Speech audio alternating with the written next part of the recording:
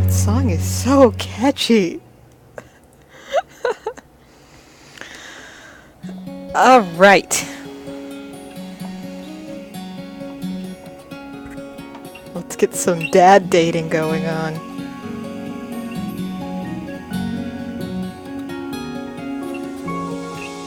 Dream daddy. Dream daddy. Who's gonna be your dream?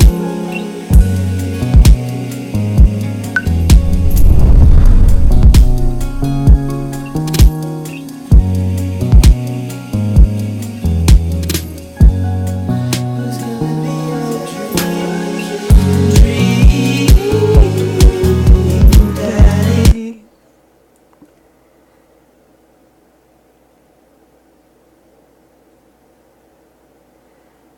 Oh no. Oh, thank God. Thought my computer was gonna crash. Dad! Dad, wake up! I let my tongue roll out of my mouth and stop breathing. Amanda shakes me. Come on, Dad, this hasn't worked on me since I was 6. I'm sorry, Amanda. This is the end for me. Dad, I swear to God. Amanda, I bequeath to you all of my earthly possessions. Spread my ashes over my recliner. Okay, well, your corpse better get into the moving van because it's leaving soon.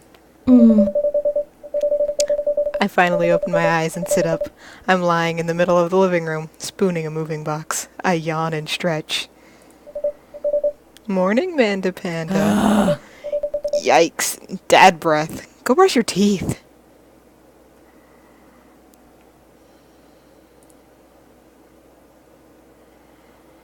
Dad tip, don't smoke.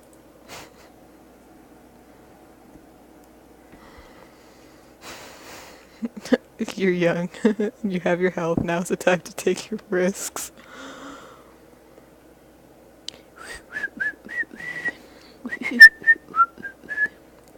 Liquor before beef, you're in the clear. What happens if you have beef before liquor? Will be this dad. Will be kind of brown. With no hair.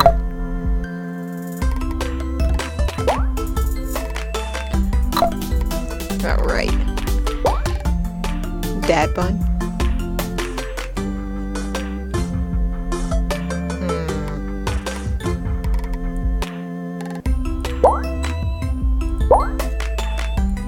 How do we want our dad to look?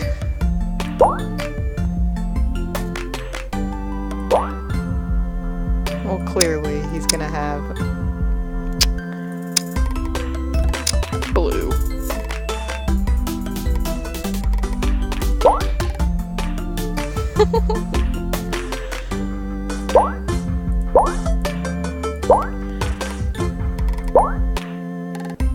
We're gonna go with the dad man bun.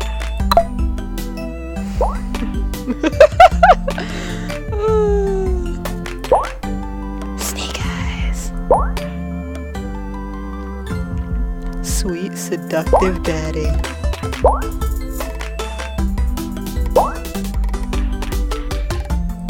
We're gonna go with the very seductive looking monolid eyes.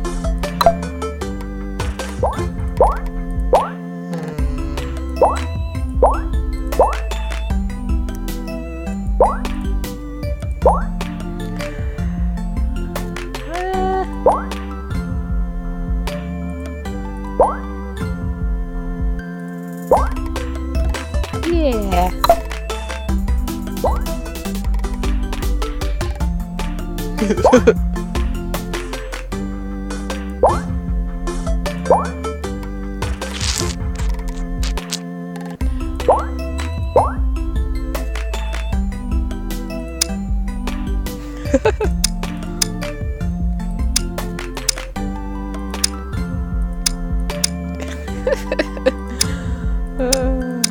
This is the most beautiful game ever created in the history of ever.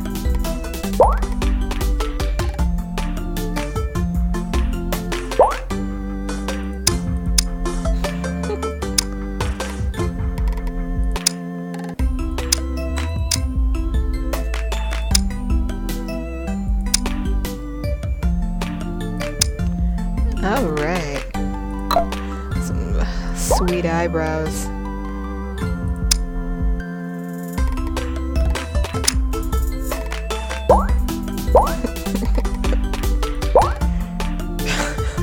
Attack eyebrows. You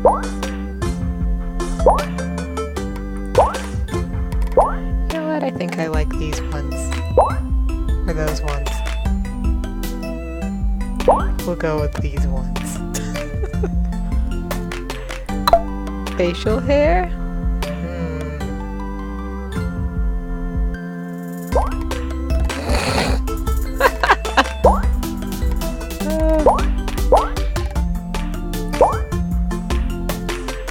I can't take any of these seriously.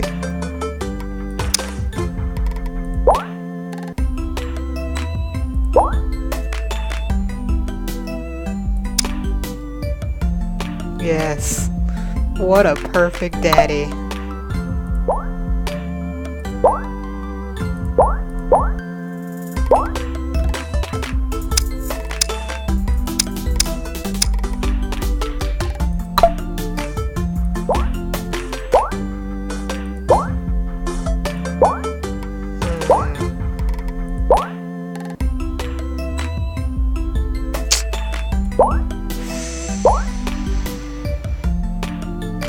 I'm digging these. How do we want to look? Snazzy.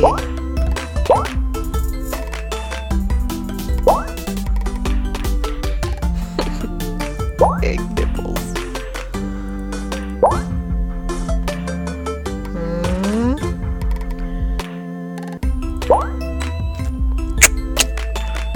I think we'll go with this. Name that dad. What should we name our dad?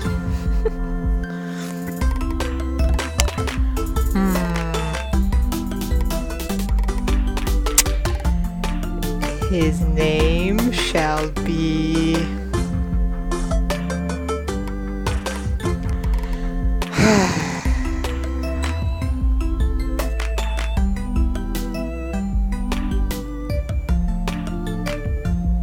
What should his name be? Megan, help.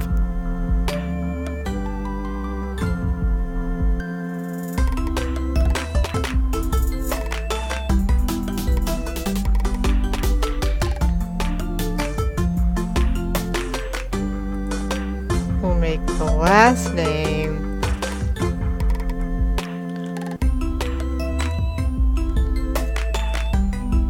fuck. Not that.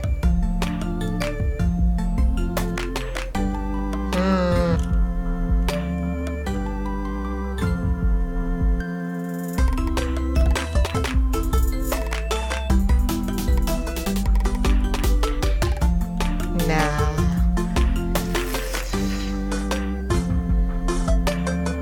Megan!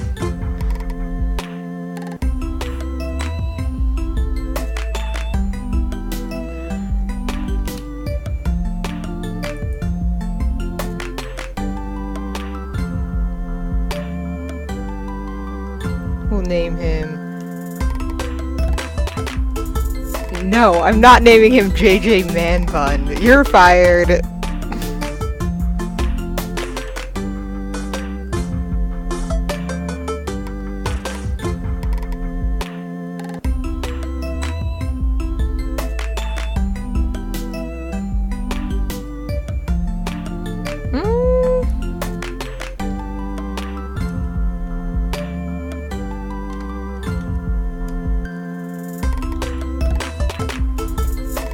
We'll name him Tied to Mask.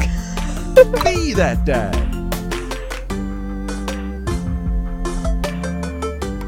Always help a friend in need. Did Did you fall asleep packing? I got most of it done, I think. Searching around the room, it looks like I did a pretty good job. Every box is sealed except for one. Wait, straggler. What's in it? Looking into the box, I see a bunch of old photos and little photo albums. Whoa, I haven't seen these in years. I pull out one of the dusty albums from the top of the pile and we begin looking through it. That's the coolest baby I've ever seen. The only way your father and I could get you to stop crying was to put the sunglasses on you. But whenever we tried to take them off, you'd start crying again. You spent the first 2 years of your life with sunglasses on. Nice. Halloween when you were maybe 4? Oh my god, that dragon costume! You couldn't decide between being a princess or a dragon, so you went with both. Princess Dragon. Why do I remember crying in that dragon costume? You saw yourself in the mirror and realized you were afraid of dragons. Seeing yourself inside the dragon's mouth was a realization of your greatest fear, I think. Right. Yep. Definitely repressed that memory. And this was you in your horse phase. Dad. I believe you named that plush horse Sir Horsington the Brave. I don't think that was his... Amanda lunges for the photo, but I quickly snatch it away and hold it above her head with my superior dad arms. Nice try, but this is important blackmail for later down the road. Nah. Go ahead and try me. I've seen pictures of you and your ska band.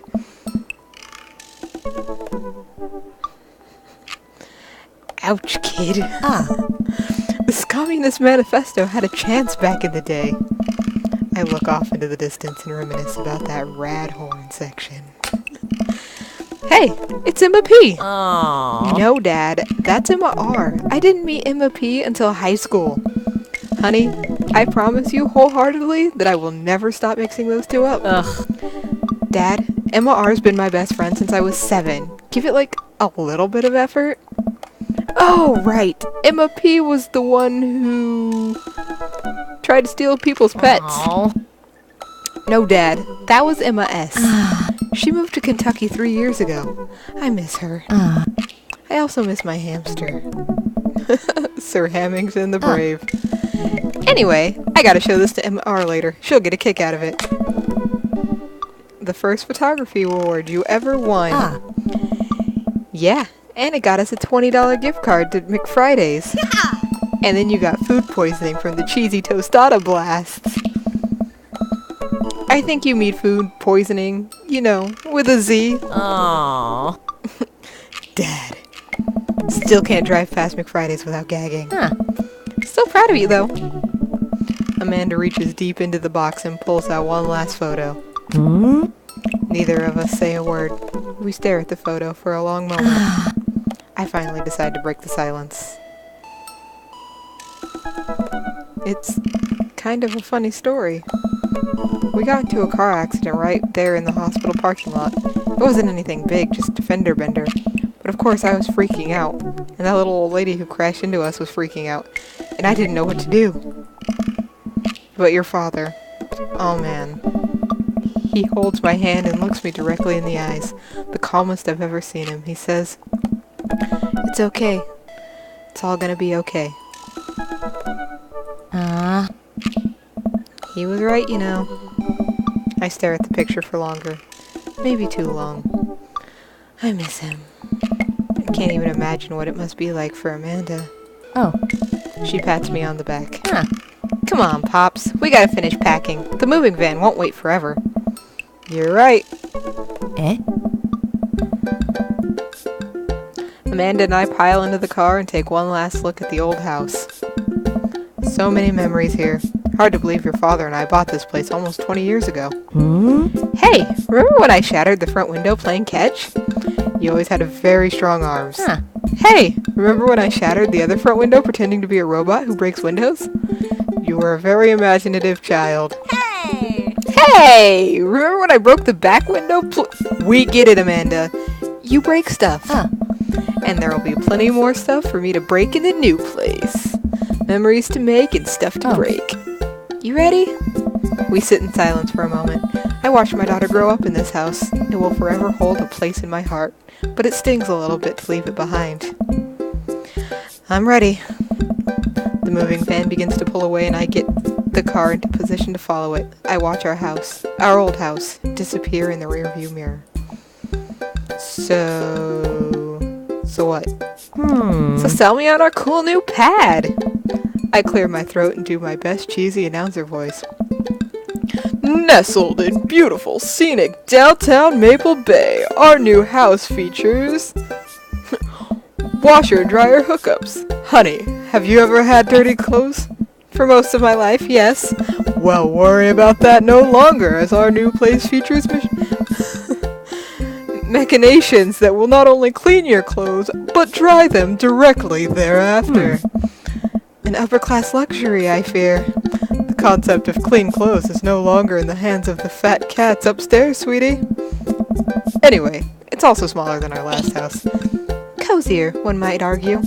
Good spin. Alright. I think it's great. Won't we be closer to a lot of cool stuff that we can walk to, so I don't have to waste gas? And, I mean, trying to park downtown is, Amanda, you know you're gonna have to learn how to parallel park at some point, right? Not gonna happen, Pops. I think someone needs to do a 3-point turn on their attitude. I don't know how to do that either. Have you met the neighbors yet? Not yet, but the neighborhood seems pretty quiet. Huh? So you won't have to chase any ratty teens off your lawn? You are the very teen you mock when you say that, honey. Huh. I'm in my last year of high school. I'm practically dust. Yeah, you're a real... Don't you dare. Senior... Dad, I know where this is going.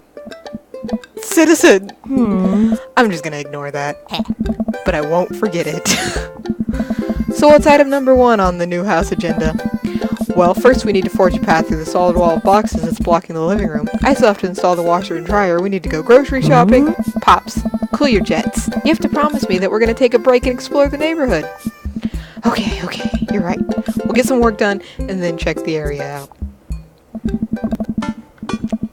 We pull up to the new house and step outside. The lawn is freshly mown and the for sale sign is still in the yard. Hi-ya! And with a swift kick from Amanda, the for sale sign is no more. Nice form, Sweet Pea. I got a problem with authority. I'm so proud. Oh. Man, all that karate chopping tuckered me out. I could really go for a sandwich. An ice cream sandwich. Sweetie, it's 10 a.m. I need coffee. I gotta get my hands on a nice hot cup of the old bean juice or I'm gonna be useless all day. I think we passed a coffee shop on the way here. Maybe we could check that out. Let's do it.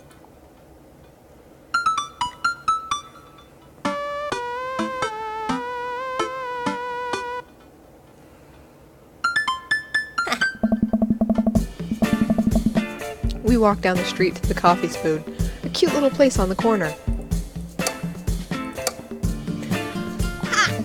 Man, this is such convenient walking distance from our place. I mean, I guess. What's wrong? Why would I go somewhere else and drink coffee on a couch when I could just drink better coffee at home on my own couch and not have to make awkward eye contact with other people? This is literally me.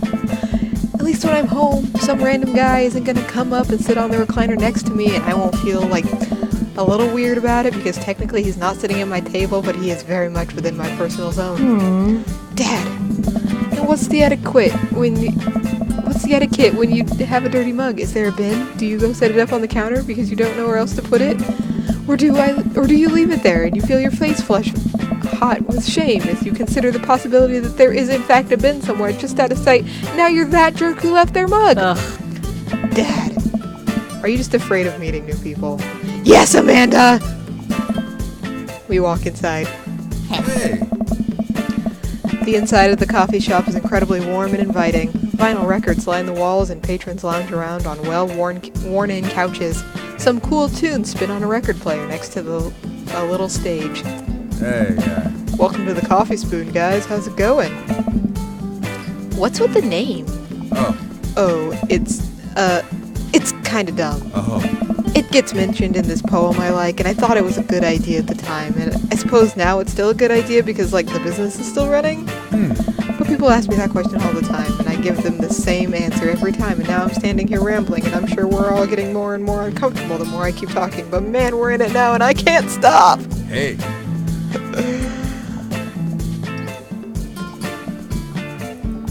So what'll it be? I scan the chalkboard menu and I'm immediately overwhelmed. I'll have a chai antword. Spicy.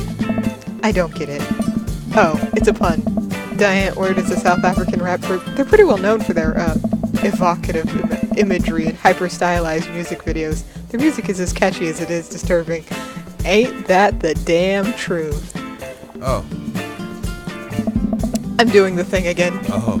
But coming right up. And for you, I'll have a macchiato DeMarco, please. Hey. Coming right up. Do you want that in small, medium, or Biggie Smalls? Medium. Wait, is Biggie Smalls big or small? I should change that, shouldn't I? Matt sets to making our drinks, and Amanda and I take a seat on one of the couches. What's his deal? Let the man make his puns. They're cooler bands than you listen to, anyway. Hey! Hey! Ska was cool once! This couch is actually pretty comfy. Maybe not comfier than our couch, but it's alright. Good lumbar support. You sink right into it. Okay, it's comfier than our couch. Amanda nudges me. This place is right next to our house, and that guy seems not only cool, but also just as uncomfortable with talking to other people as you are. You should totally become friends with him. I don't know. Come on, what did we say about meeting new people? I can't meet new people if I'm always stay inside, and also don't go outside, and also don't talk to me. See? We're making progress. Matt sets our drinks down at our table, and I immediately burn the roof of my mouth. Good one. Hi! We're new in the neighborhood. I'm Amanda, and this is my dad, Ty. Oh, right on. Pleased to meet you both. Hey. You ought to come by when my daughter's hanging around the shop. You two might get along. Yeah, I'm sure we'll maybe come in from time to time. Amanda kicks my leg from under the table. I'm sure we'll be in here a lot. Hey. You know what? Let me get you guys' opinion on something. Matt goes into the back and comes out with a fresh plate of something that smells amazing. Hey. I'm working on a new banana bread recipe and I need help coming up with a name for it. Well, I think we're gonna have to taste test it first so we can, get the full flavor profile of, you know, and really appreciate the flavor sensations of... Amanda nods vigorously. She knows this game. Yeah, we need to give that Nana bread a taste if you want us doing free creative labor. I think that would be commensurate with I've taught her well. We've trained for this day. I was gonna give you guys free banana bread anyway. Right. Yes. That. Matt serves us each a piece. Amanda and I happily chowed down. This is amazing! Oh. Thanks. The secret ingredient is bananas. So, any ideas? I'm stumped. Well, I think I might only be able to give you dad band puns, but I'll give it a shot. Right said banana bread. Like Right Said Fred, but now it's about banana bread. I think the youngsters would like it despite not getting it. That actually has a nice ring to it. Really? Oh. Yeah. Right Said banana bread. Strong decisions. That's art, baby. Oh. I wanted to say baby because I thought it would sound cool, but once I said it I realized that it just doesn't sound good coming out of my mouth, and maybe I should just leave saying baby to the professionals. Hey. Oh. Enjoy your coffee. Thanks, baby. Hey. See? It sounds good when you say it. Across the way a man catches my eye. He sits by himself, brooding over a cup of coffee. Our eyes meet, just for a moment. I hastily look away, hoping he didn't catch me staring. Who is that? We finish up our drinks and head out. Oh. Thanks for stopping in. Take care. Okay, now that we're full of caffeine, where to?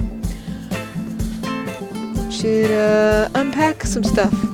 I've got a lot on my plate right now. Did you know that moving is one of the biggest sources of stress for adults? Is it right behind the constant fear that you smell bad and everyone's too polite to tell you? Probably. Do I smell bad? Amanda gives me a whiff. You're fine, Pops. Let's go home. Dad tip number 86. Always try your best at everything.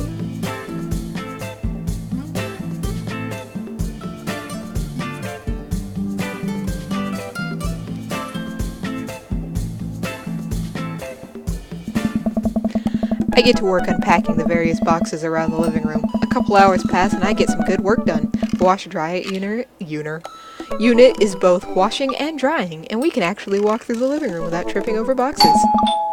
First visitor? Already? I walk over to the door and open it. Hello! A handsome, clean-cut man stands at my door, brandishing a plate of cookies. I'm really bad at doing different voices, guys, so just bear with me. Hello? Hey! Oh, where are my manners? My name is Joseph. I'm your next-door neighbor. Oh, yes. Hi, I'm Ty. That's what my name is. I saw the moving van. I thought I'd bring over some cookies. My daughter Christy wanted me to let you know she baked them herself. Joseph leans in and whispers, but between you and me, she just sprinkled in the chocolate chips. We both share a laugh. Kids, right? Yes. Wow, cookies, huh? So nice to meet you. Joseph hands her the plate of cookies with a smile. Well, thanks for the cookies. Amanda disappears with the cookies. Oh. Amanda, come back. And she's gone. That's my daughter. Her name is Amanda. She's a charmer. Daughters are tough. Sons are also tough. Oh. Children in general are just tough. I hear that. I mean, there'd have to be something wrong with you to try and raise more than 2. Yeah. I have 4 kids. What have you done? Oh, I meant, don't worry, you didn't mean to be rude. Oh no, this is the first neighbor I've met and my social life is already in a tailspin. I wonder if it's too late to move again. Yeah, okay. So, I think I'm gonna try and give Joseph, like, that stereotypical, like, stuck-up, snobby country club type. Oh. Is the missus around? Mr. Actually, and, no, not anymore. He died. Oh. Oh. Ooh, I'm sorry for your loss. No, it's alright. Wow, this is uncomfortable. We stand there quietly for a moment, acutely aware of how awkward we both made things. Oh. I'm sorry. Can you close the door real quick? I look at Joseph quizzically, but comply. After a second, I hear a knock on the door. Opening it, I see Joseph standing there with a huge smile. Hey, I'm your new neighbor, Joseph. I promise not to talk about your dead spouse this time. I'm throwing a barbecue for the cul-de-sac, and I'd love for you to come by and meet the rest of the neighbors in our community. What do you say, pal? Oh. That sounds great. My daughter Amanda and I would love to stop by. Also, 4 kids is a perfectly normal amount of children to have. We shake hands to seal the deal. Well, neighbor, I'll see you at 3 p.m. sharp on Saturday. Sure thing, neighbor. Joseph starts walking away but stops to think for a second and turns around. Hey, in all seriousness, raising a kid on your own can't be easy. If you ever need to talk about stuff, I'm the youth minister at a church down the street. Oh, I don't know. I wouldn't really consider myself a youth. Yeah. You look pretty young to me. But suit yourself. I keep forgetting how to do voices. This is gonna be perfect. And with that, Joseph's gone. He seemed nice. Amanda walks back into the living room, crumbs on her face, cookie in hand. That was the smoothest recovery I've ever seen. I should be taking notes. See, you're already fitting in great. Where'd those cookies go? They're gone. I'm sorry. If it makes you feel any better, they weren't very good. So you ate all of them anyway? I guess that makes it break time. Any ideas? Joseph probably wants his plate back. I think we get a ton of good neighbor points if we bring this back. We're gonna be the best neighbors in this whole cul-de-sac. We're gonna kick all the other neighbors' butts. With kindness. Amanda and I step outside. Oh. Shoot. I'm actually not sure which house this is. Hmm? I'd hazard a guess it's the big one with all the well-groomed blonde children sitting in the yard. Good eye, kid. And remember, we need to make a positive first impression here. Keep it light. We walk up to the kids and wave. Hey guys, is your dad around? They all just stare at us blankly. We just wanted to, return this nice plate, and thank you for the cookies. Jeez, these definitely are just some kids. They all look exactly like him. What? They were really good. I mean, I heard they were good. I didn't get to eat any. I chuckle nervously. Well, okay. We're just gonna set this plate down on the ground real gentle and then back away slowly. Right, Dad? Right. That's what we're gonna do. The kids' eyes bore into us as we scurry away. I can feel their gaze on my back even as we approach our house.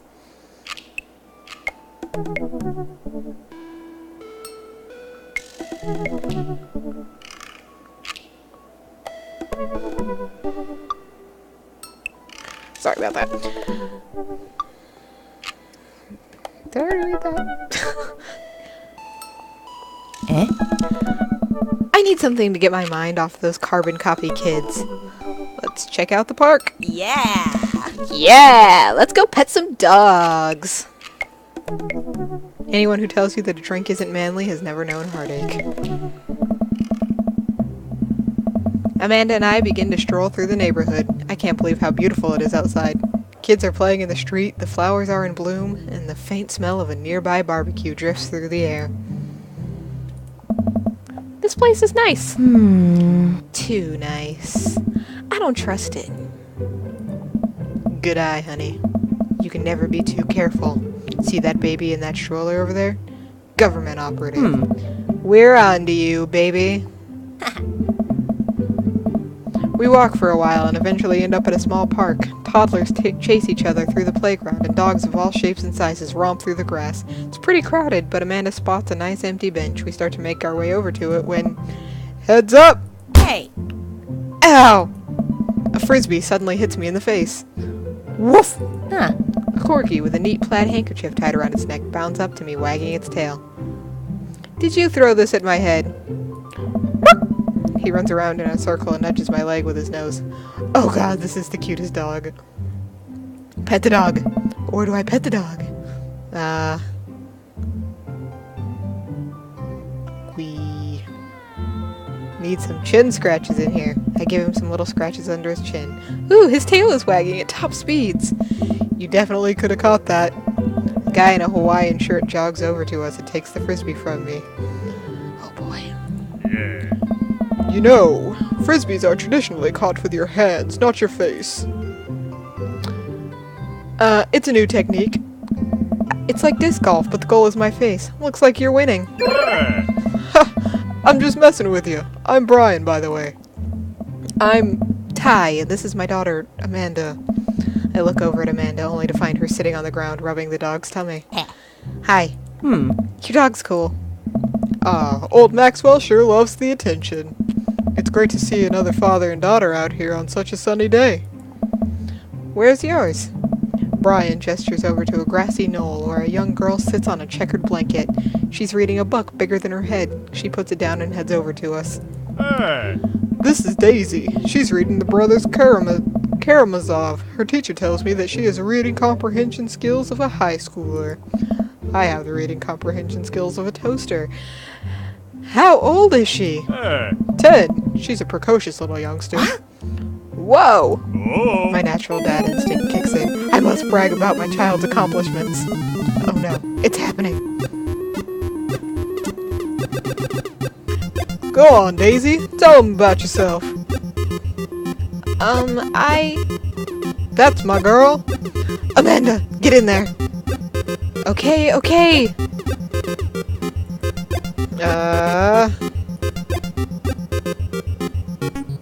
We'll go with spelling bee photo. Fumbling through your phone's browser, you manage to pull up a photo of Amanda winning her 10th grade spelling bee.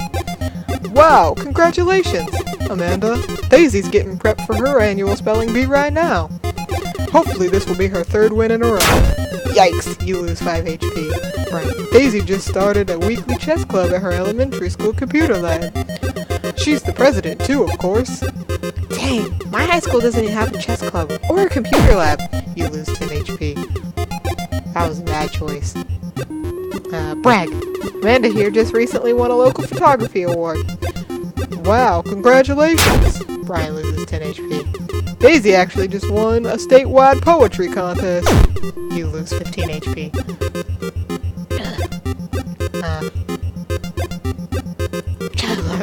You unfurl your wallet to reveal a tiny copy of a drawing of a cornucopia Amanda did in the 1st grade. Cute! It isn't very impressive, but Amanda genuinely appreciates you holding on to it. Brian loses 10 HP, you regain 20. Daisy sold enough candy bars this year to get the top prize, a canoe! We're taking it out next weekend!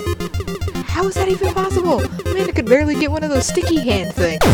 It's extra powerful. You lose 20 HP.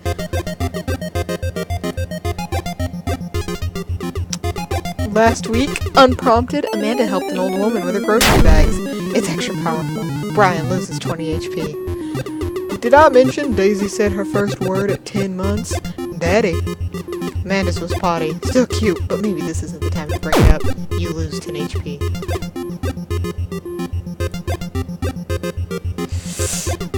You pull a wrinkled copy of Amanda's last grade card out of your back pocket.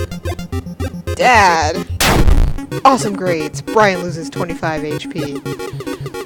You really carry that around everywhere?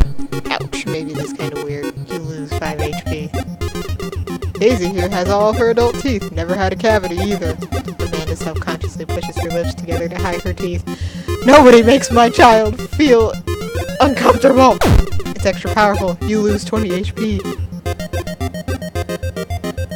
Amanda's in all honor classes this semester. Brian loses 10 HP. Oh, really? I'm actually talking to Daisy's teachers about having her skip a grade. Amanda kind of bristles at that one. You lose 20 HP. Dang, he's really got us beat. Boy, it sure has been such a treat getting to meet you two. Did he have to add insult to injury by being such a gracious winner? So I take it you guys are new to the neighborhood. We just moved in. Do you live around here? Yeah, we live in that cul-de-sac down next to the coffee shop. What a coincidence. That's where we live too. Small world. Yeah, Daisy and I are in that little ranch-style house on the corner. I know that house. It's just like ours, but slightly bigger and better landscape. Does this guy have to outdo me at everything? What a lovely place. Well, I don't want to take up any more of your time. Really nice meeting you guys. You'll have to stop by at some point. Yeah, definitely. Bye. Brian and Daisy walk further into the park with Maxwell happily trotting along in tow. Do you get the feeling he was trying to one-up us? Trying and succeeding. I can't believe that kid's only 10. What was I even doing at her age? I believe you had a bit of a thing for horses. Shame that didn't pan out. Could have majored in comparative horse studies. It's not too late to minor in horse creative writing. Too close to the truth, Dad.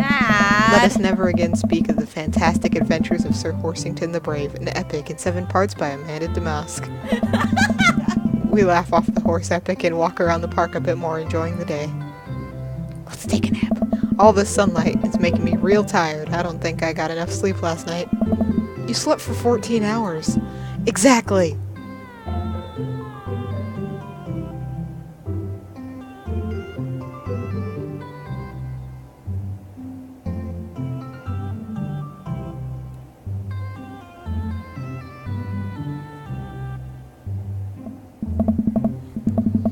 As we're walking home, I hear heavy footsteps come up behind us.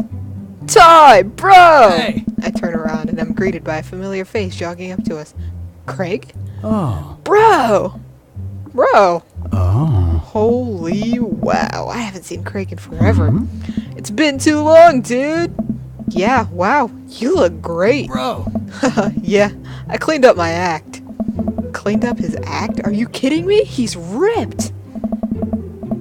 Amanda, this is my friend Craig. We went to college together. We were roommates for a while, too.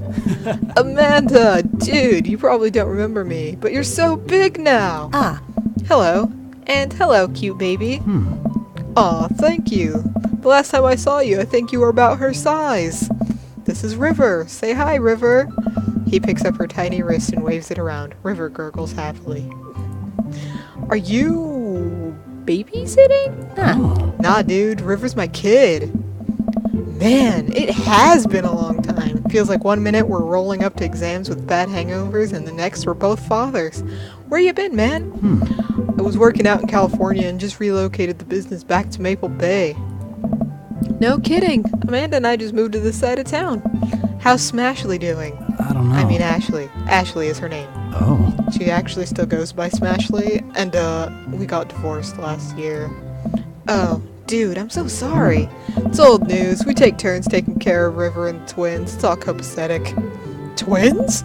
You have 3 kids? Oh. Ain't life something, bro, right? Kegstand Craig is a father of 3? Kegstand Craig? Oh. Oh, yeah, it was my old college nickname. He got it because he did a lot of keg stands. It's that thing where you do a handstand on a keg and then drink from the keg. Huh. Right. He was very good at it. Oh. Oh, bro, I hate to be that guy, but I'm in the middle of my daily jog and I really gotta keep up my heart rate. Brought River along for, resistance training. You jog daily? I jog yearly.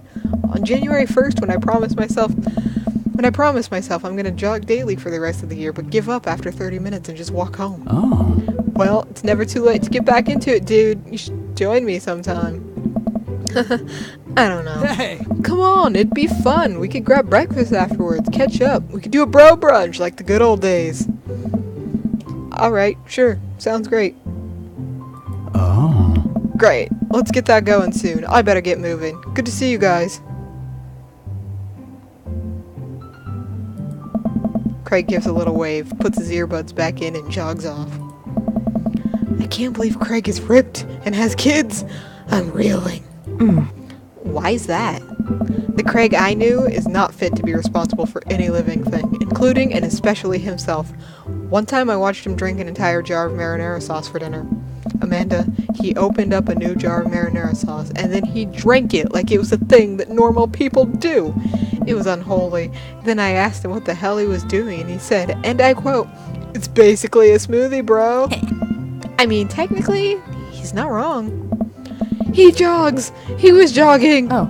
He's like a totally different person. Anyway, we better get home. I'll have plenty of time to reflect on how old I feel later. Amanda and I flop down on the couch. Amanda has to shove some empty boxes out of the way before she can sit. Eh? Too bad we're gonna be putting my stuff right back into these boxes in a few months. No, don't say that. Aw, Dad, it's gonna be okay. I'll be fine. I know. It's just, you're my little girl. It's gonna be weird not having you around. I'll come visit, and I'll text you every day, and I'll take lots of pictures. I mean, obviously, I'm a photography major. You promise? Of course. Are you gonna be okay by your lonesome? Oh, come on, I'll be fine. I'll get a dog or something. A dog? Alright. Forget art school. I'll stay for the dog. Is that what it's gonna take? Yeah. Medium-sized dog, handkerchief around the neck. I get to name it. That's what it'll cost for me to give up on my dreams. I'm a woman of simple wants and needs. Well, a dog is a lot cheaper than college. Amanda laughs. Suddenly, a pile of envelopes slide through the mail slot. Speaking of college, Amanda darts over to the envelopes and shuffles through them. She pulls one out and throws the rest back on the floor. Yeah. This is from McGowan College of Art and Design. Open it! But I'm scared. It's just an envelope. Yeah, it's just like my entire future, not a big deal. She takes a deep breath and rips the letter open with her teeth. We have a letter opener, but okay. I hold my breath while Amanda's eyes dart back and forth, scanning the letter. What does it say? The admissions committee has reviewed your application, blah blah blah. Her face drops. Regret to inform you that we're unable to offer you admission to McGowan College of Art and Design. Amanda throws the letter on the coffee table. Oh, sweetie. Oh. It's okay. Kinda saw it coming. I knew I shouldn't have put that experimental stuff in my portfolio. The admissions officer told me they just want to see portraits or whatever. I pull Amanda in for a big hug. You're an amazing photographer. I know how much work you put into your portfolio. Some other school's gonna want to snatch you up for sure. Hmm? Yeah, I know. It's fine. Are you actually fine, or are you just saying that? Huh? I'm fine. Really. Her face says the opposite, but I probably shouldn't push her on this. Ah. Oh. And before I forget, Emma R. and Emma P. are sleeping over tonight. Ugh. So... You need me out of the way because I'm painfully uncool? I would choose more delicate phrasing, but yes. Well, I'll have you know that I conveniently already have plans for tonight, so you'll have the new place to yourself. Huh. Yeah? What are your plans? Quick, think of plans.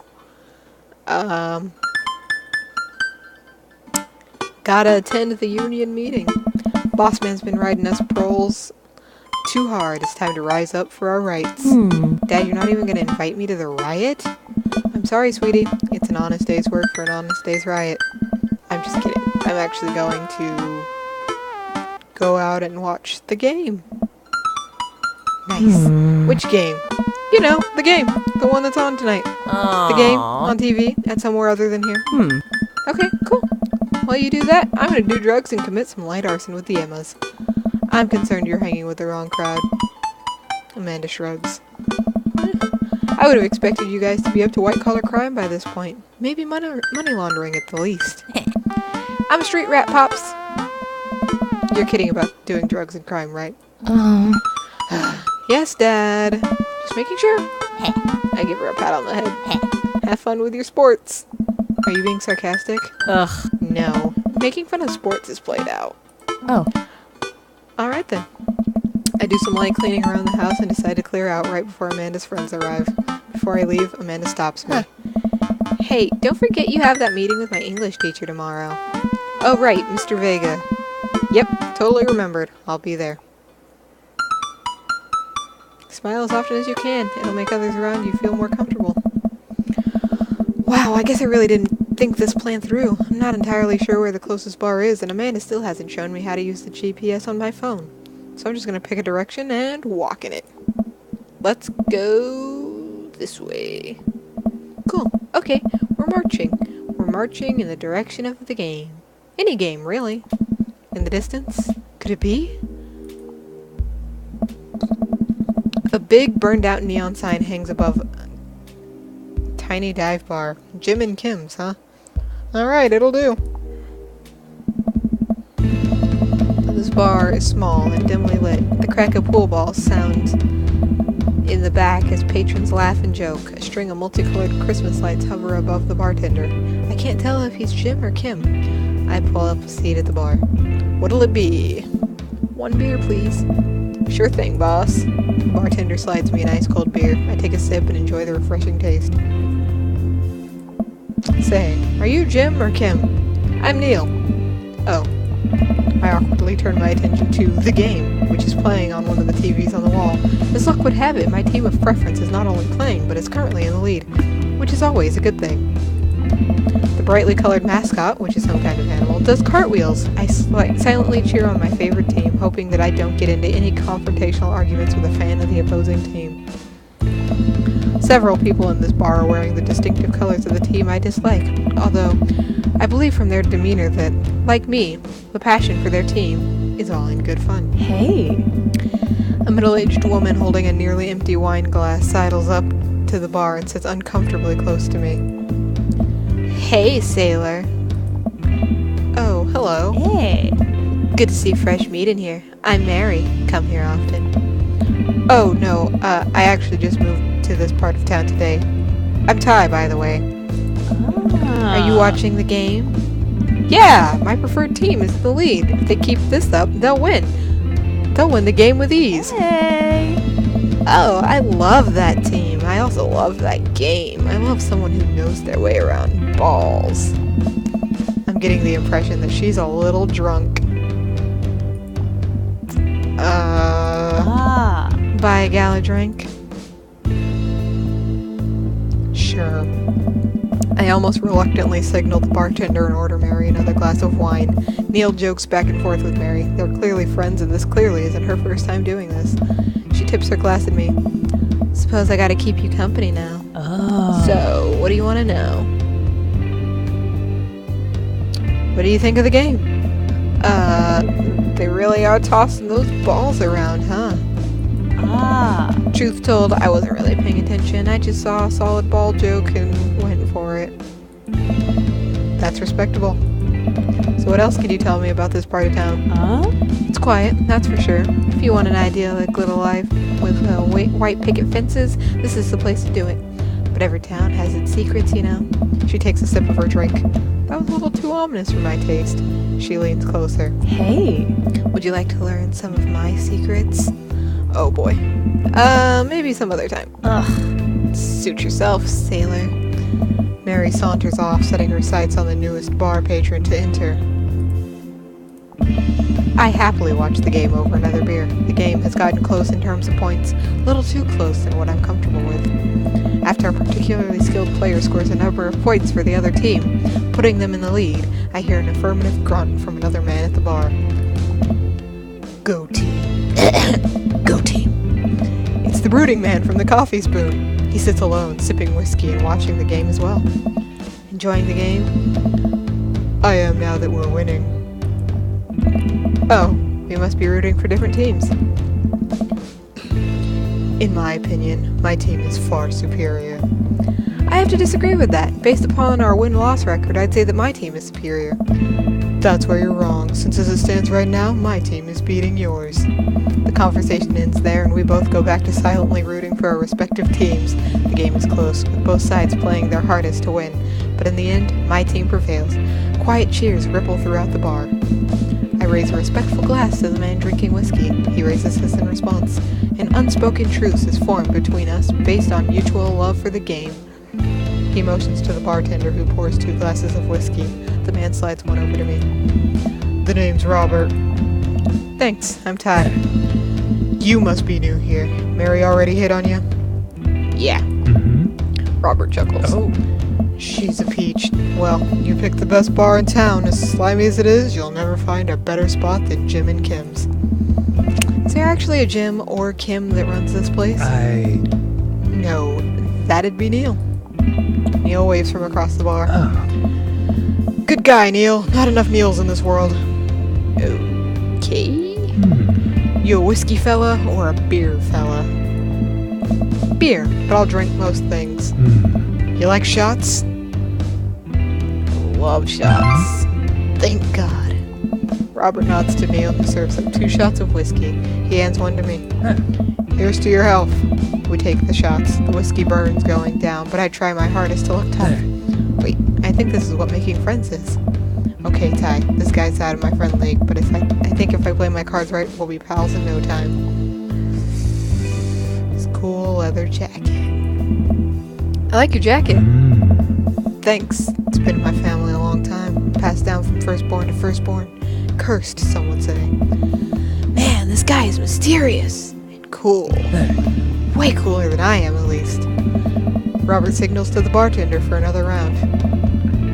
What are you doing here tonight? Running from my problems. The usual. I like your style. He gets up. Hey. Be right back. Gotta powder my nose. Never seen Robert this talkative. He must like you. I guess so. Gotta admit that Robert has a gruff charm to him. If a guy like that thinks I'm cool, then I really must be. Robert comes back from the bathroom and grabs his leather jacket. I'm gonna go home. You heading my way? Hold on, I need water. Where'd I put it? There it is.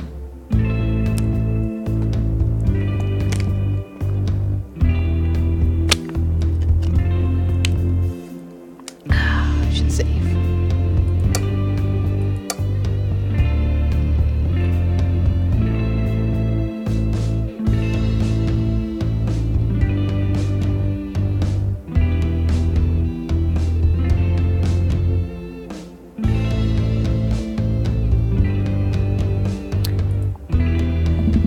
Robert and I leave the bar and find ourselves walking in the same direction. Sup?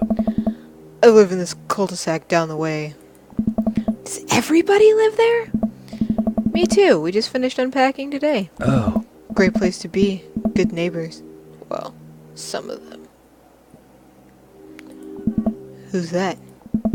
We get to Robert's house, which is just a few houses away from mine. We stop and he turns to me. Oh. I don't kiss and tell, Ty. So we doing this? Or what? What? Oh. You know. Do you want to come inside or not? A wave of realization rushes over me. I blush. Lay it on smooth. Well, I don't see why not. First day in Dadville and we're already getting laid. That sounded smoother in my head. Let's do it. I follow him up to his door. He fumbles with his keys for a second and unlocks the door, leading me inside. The moment the door closes behind us, he pushes me up against the wall and kisses me, grabbing my hips. Come on. Robert takes my hand and leads me up the stairs into what I assume is his bedroom, but it's so dark that I can't see anything but Robert's intense expression. He kisses me again and I can hear him shucking off his jacket. I clumsily take off mine too. His hands roam down my chest and suddenly he's tugging at my belt. I don't normally do this. Do you want to stop? No. Good. Robert continues to unbuckle my belt and guides me to the bed. Let's have some fun. Sunlight streams in between the slats of the blinds. My head is pounding. I really overdid it last night. Wait a minute. This isn't my old house. Or my new house. Oh, right. I look around for Robert, but find myself alone. Hello? There's a clatter from the bathroom and the door opens. Robert is fully dressed and grabs his keys. That was fun. Yeah, it was. Huh. You should go. That's certainly not what I was expecting. Well, talk to you later? Robert cracks a smile. Sure. Your clothes are over there. I hastily get dressed and show myself out. The sun is unbearably bright and I need to lie down. I start to make my way back home when I suddenly remember. Amanda!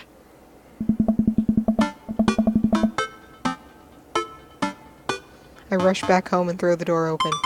Something smells delicious. Amanda? Amanda runs out of the kitchen and looks slightly disappointed. Oh man, I was kind of hoping you'd gotten kidnapped and I was going to have to come rescue you.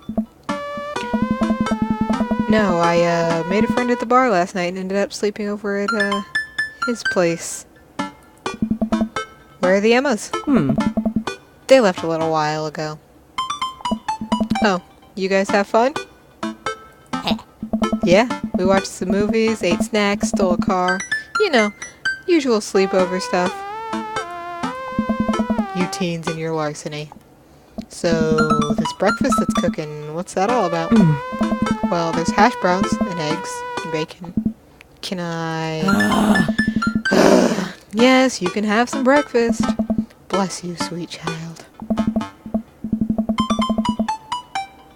My head throbs. Ugh, I gotta do something about this hangover. Amanda, your loving father might have overdone it last night. Ooh, somebody's hungover. Father of the year. You wouldn't happen to have any aspirin or... Hey! I've got just the thing. Hang on. Amanda runs to the fridge and pulls out a jar of pickles. Amanda, what? Drink this. The pickle juice? What? Yep. That's what I used once. I would assume someone would use. I would also assume that it works pretty well. Although I've never tried it before and I won't try it, obviously. Who raised you? You did. Right. Do as I say, not as I do. You got it. This better work. I down a sip of the tart juice. Huh. No, more than that. Way more than that. I mean, I assume. Watch it, you. I drink more pickle juice and help myself to the delicious breakfast that Amanda has graciously allowed me to partake in. After inhaling some hash browns and dunking several pieces of bacon into runny egg yolk, I'm starting to feel a little better. Amanda grabs her backpack and keys. Well, I gotta get to class. Don't forget the meeting with Mr. Vega, okay? He said it was important. Love ya. I'll be there. Knock 'em dead, kiddo. Always do. We do our secret handshake and she's off. I get a little work done at home before I glance at my watch and see that it's almost time for the meeting. I hop in the shower, change clothes, and head on my way. Still a little hungover. Exercise regularly and you'll stay healthy. I arrive at Amanda's school and check in at the front desk. They give me a bright orange visitor sticker and send me on my way. I feel pretty haggard after not brushing my teeth or showering, but it says he showered. But hopefully nobody will notice. I check my watch and I'm relieved to see that I'm only 2 minutes late. Wait, was it room 103 or 108? I spot a youth standing at his locker and approach him for help. Excuse me, do you know where Mr. Vega's classroom is? The youth turns around and looks me up and down with heavily aligned eyes. Come on, kid, I'm late for a meeting. Mr. who? Mr. Vega. I don't know. Have you tried the exit? Okay, wise guy, you gonna help me or not? Fine. Up those stairs to the left. Can't miss him. I head up the stairs and walk around, unable to find Mr. Vega's class anywhere. After a couple minutes of searching, I head back downstairs. That punk youth sent me on a wild goose chase. I get back to where that low-rent Gerard Way is standing, fully ready to give him a piece of my mind, when suddenly a head pops out of the classroom next to his locker. Lucian, don't you have a third period to get to? Fine, Mr. Vega. Wow! Now I'm officially 10 minutes late. I glare at him as he walks away. We're not cool. You must be Ty. This period's almost over. Would you mind waiting in the back? Oh. Mr. Vega leads me in, and I take a seat in one of the comically small student desks in the back. I might get stuck in this. Oh. Alright. Where were we? Now, who can tell me about the unreliability of the narrator in J.D. Salinger's Catcher in the Rye? Oh. Yes, Colin. Colin stands up and does the thing where he blows into the crook of his elbow to make a fart noise. The whole class erupts in laughter. Oh. Alright, everybody, very funny. Colin, please sit down. Now, Holden Caulfield is an unreliable narrator in the sense that... The bell for the end of the period rings. All the students immediately get up and make a break for the door. Sweet manchego! Remember to do the reading and answer the response questions on page 194 in your textbook. Nobody's listening. Oh. Or not, I guess. Mr. Vega turns to me and sighs. Middle schoolers, right? Don't you teach high schoolers? Both, you know, budget cuts. Right. Thanks.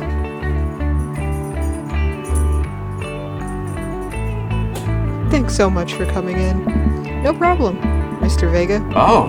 Please, call me Hugo. I don't normally do these impromptu parent-teacher meetings, but as I'm sure you know, Amanda's a very bright student, and I'm concerned about her recent behavior. What's going on? Amanda has never been the most engaged student, but I know she cares recently. Recently, though, she's been falling behind. She's not completing assignments and has been doing rather poorly on tests. I'd normally chalk it up to this up to senioritis, but this is strange. I thought Amanda always shared everything with me. It hadn't even crossed my mind that something might be wrong. I just wanted to ask, is everything okay at home? She has a tendency to bottle things up. I haven't noticed anything different about her, but she always tends to put on a happy face no matter what. Oh. See if you can talk to her about it. I know she values you a great deal and would appreciate your guidance. She keeps heading down this road. I know how important art school is to her, and I would hate to see her miss out on scholarship money that she clearly deserves. I'll make sure to talk to Amanda. Thanks for letting me know, Hugo. Anytime. On my way out, I stop, thinking for a moment. I turn to Hugo. Hey, Hugo. Yes? They ever catch that ride? Oh. Yes. I leave the classroom and make my way out of the school. I'm still a little bit in shock that Amanda was able to hide this so well from me. She's always been such a force for positivity in my life, especially after we lost her father. Amanda must be done with classes for the day by now. I'm sure she would appreciate a ride home. Maybe I can talk to her about what's going on. I pull up to the carpool and Amanda hops in the passenger seat. So, did you have fun gossiping about me? Mr. Vega and I actually just gossiped about our celebrity crushes. So you talked about Mario Batali the whole time? It was a very productive meeting. I'm pretty hungry. Can we grab some dinner? Sure thing. Let's go to the mall food court. Does that sound good to you? Yeah, sure. Why the mall? Jeez, can't a dad take his daughter to the mall? Will you buy me things? I will buy you a thing. Singular. Sounds like a deal to me. We drive in silence for a short while. Amanda plays a game on her phone. I should say something. You know, sometimes when a kid gets older, they find that they have to keep things hidden from their parents. That's okay, because sometimes that's what kids do. And that's okay, but also sometimes it's good to have the parents' perspective, because, you know, maybe the parents have also dealt with similar situations. And maybe they're a little cooler than you give them credit for. Anyway, what I'm trying to say is that it's good to share. Love you. Have you been reading my tweets? You have a Twitter? What? Never mind. Look, sweetie, Mr. Vega said you haven't been participating in class, that you're not turning things in. Oh, I'm fine, Pops. Senioritis and all that. I thought you liked Mr. Vega's class. It's fine. He's fine. We pull up to a stoplight and I eye Amanda. She's still texting. Just, I want you to know that you can talk to me about anything. Uh-huh. I can tell that whatever it is, she doesn't want me knowing about it. That's frustrating. I heard Emma R's going to that fancy art school in California. That's exciting. Yep. Are you bummed that you guys aren't going to the same school? Yep. Amanda keeps texting. She stifles a laugh. What's so funny? I don't think you'd get it. Okay. Who you texted? Noah. Who's Noah? My friend. Does he go to your school? Yep. Do you like Noah? What? No! Dad! Ugh! I can't believe you would... Dad! I mean, jeez. Why would you... Ugh! Gross! Sorry, just asking. Dad, he's just my friend! Guys and girls can be friends, he's my friend! Okay. Jeez! This is going well. Well, good talk. Love you, kiddo. She leans forward and turns up the radio. I guess that conversation is over. To the mall, then.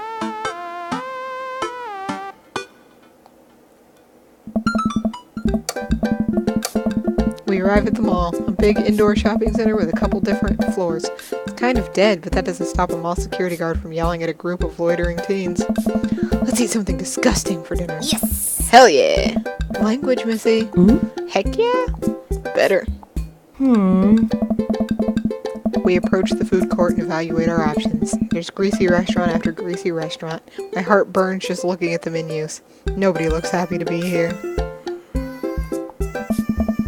What are you in the mood for? Bread dipped in sugar, bread with cheese on it, or you just want me to inject some fat directly into your bloodstream? I extend my hand to her. Would you do me the honor of sharing some nachos? She takes my hand with a grin. It would make me the happiest, cheesiest girl alive. We order a giant plate of chips and an unnaturally orange cheese from a very unenthusiastic and possibly stoned teenager. We take a seat at a rickety table and dig in. Whoa! These are bad! These are very bad, but also strangely delicious. We have to eat through the pain. We enjoy the fluorescent cheesy goodness together until we're all out of nachos. So, something's been bothering me for a while. Can you explain memes to me? Which meme? All memes? Amanda sighs deeply and places her head in her hands. Dad, it's complicated. See, memes are inside jokes shared by a bunch of people that get less funny the more people do it. So the problem is that by the time a meme gets to you, Dad, all us youths have already done the joke to death. And what's worse is that movies and TV and video games will try and jump in on a meme train, but just based on how long it takes to make them, the meme will be long dead by the time it comes out. So it just dates it and isn't funny. Oh shit, what up?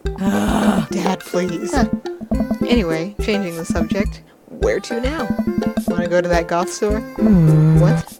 You know, the one that's all black and tries to establish itself as an anti-establishment despite being an exact representation of the establishment. I don't know what store you're talking about. You know, the one where you can buy chain wallets and it's basically an assault on what people fought so hard against in the punk and hardcore movements of the 70s and 80s. Dude, you gotta be more specific. The one you threw open in that one time. Oh, that one. Hey! Amanda runs into the store with me trailing behind her. She makes a beeline for the back. Ha! There it is. You can still see the outline, kinda. I'm so proud.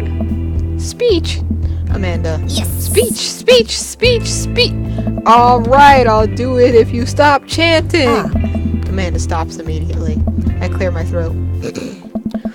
Thank you all for joining us here today to commemorate an historic event. To commemorate a historic moment that would forever shape history. On a day very much like today, some 5 years ago, our very own Amanda Ann Damask had too much blue raspberry slushy on an outing to the mall. After begging her father to take her to Dead Goth and Beyond to buy rainbow suspenders, she proceeded to throw up all over a display of My Chemical Romance merchandise. Her loving father then had to pay for said merchandise, which to this day remains among our possessions. Thank you. Amanda's moved. She begins clapping, slow at first, then faster and more vigorously. Several other patrons turn their heads. One of them also starts clapping. I bow my head. Hey!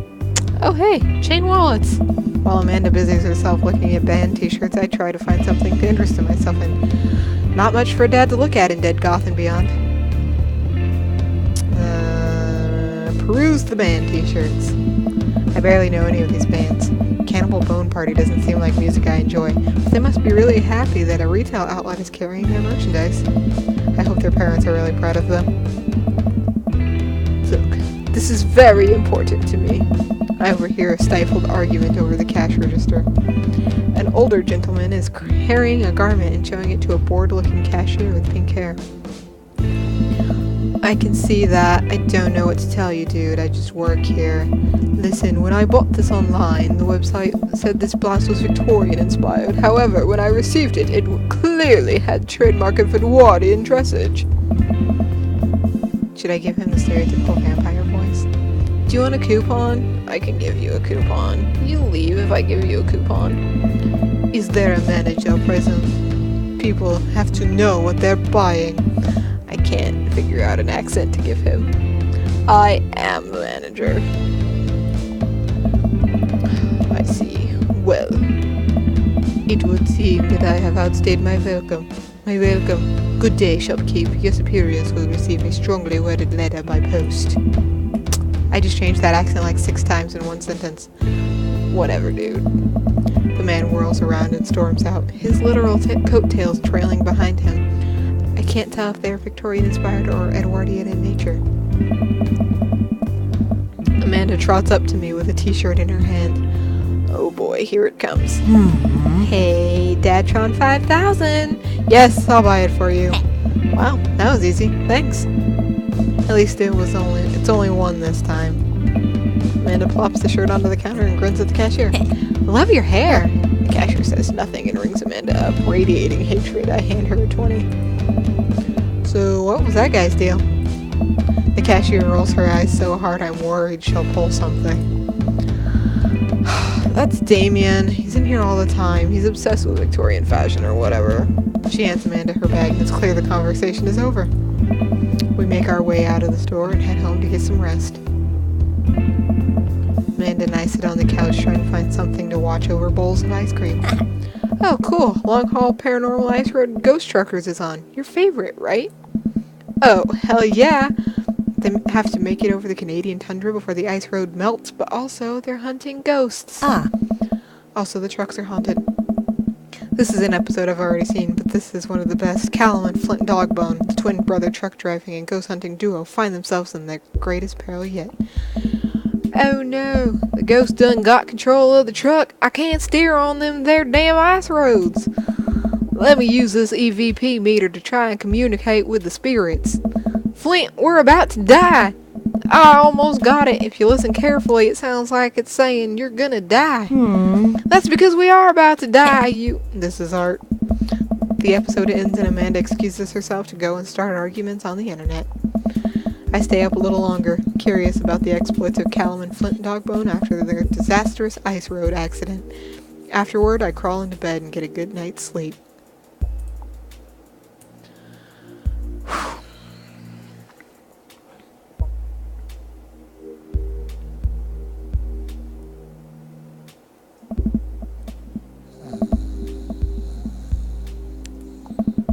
Morning, sleepyhead. 5 more minutes. You've never ever let me have 5 more minutes, so get up. Fine. We have cereal for breakfast and spend the morning putting together furniture. Amanda is much better at interpreting the tiny manuals. We're able to put together a few bookshelves and one desk, but I'm pretty sure it was supposed to be a bookcase.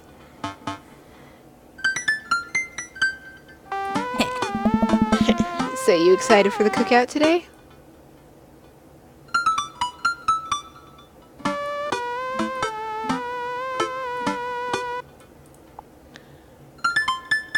If there's food, I'm excited. I'm all over those terrible store-bought sugar cookies that everyone brings to parties. Yeah, those are bad. Which means there are more for me. Don't you want to meet some of the people in the neighborhood? I'll probably end up standing uncomfortably in the corner with a plate of food and hope that nobody talks to me.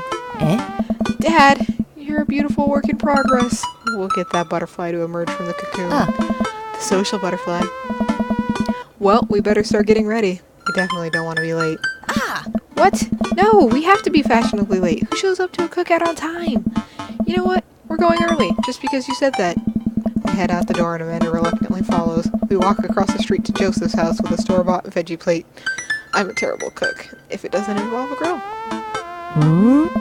I guess we're not as early as we thought we were. Joseph's backyard is already packed with people and the smell of hot dogs wafts through the air.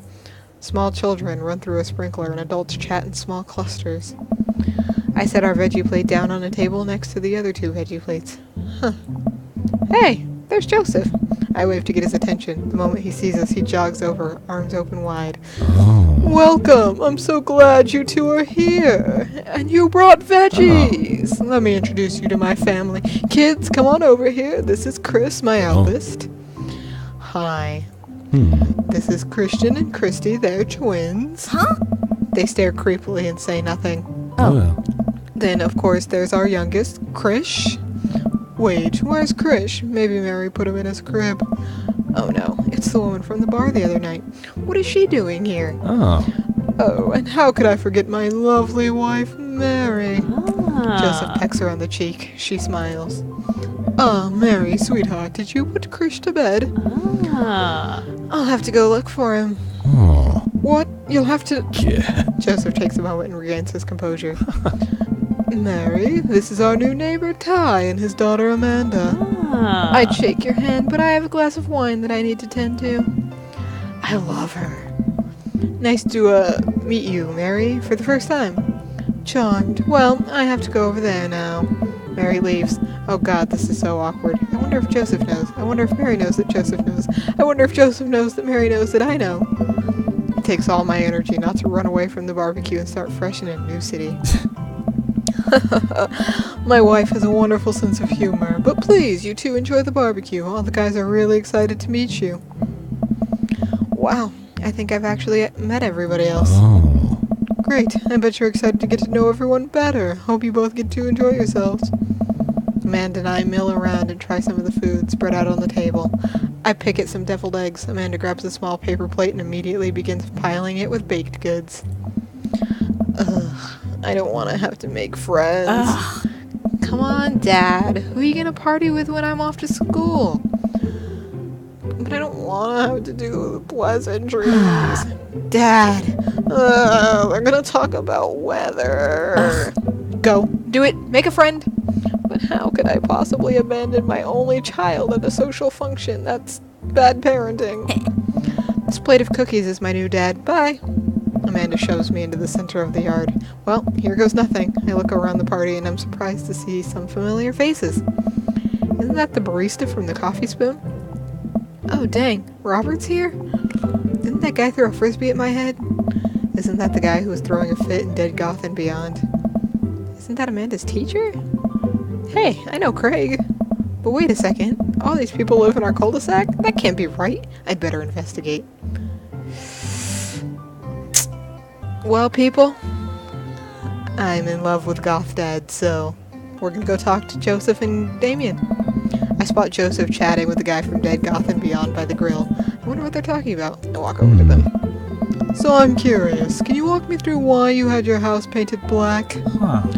Where do I even start? The house stays warmer in the winter and provides an artistic contrast to the rest of the neighborhood, and it complements the crimson interior perfectly. It's definitely an interesting choice. Thank you. I'm very proud of my abode. Ty! I was just having a conversation with Damien here about his aesthetic design decisions. Damien regards me up and down with a warm but critical eye. How do you do? I don't believe I've had the pleasure. I think I saw you in Dead Goth and Beyond the other day. Damien's face turns bright red. I must apologize for my behavior on that day. You see, I take the goth lifestyle very seriously, and to be caught in a ruse by such a corporation as Dead Goth and Beyond was profoundly frustrating indeed. I hope you know that while my anger may have been justified, it was no such way for a gentleman to act. It's okay, man. Do tell me about yourself. Are you new to the area? Yes, my daughter and I just moved in the other day. She was the one I took to Dead Goth and Beyond.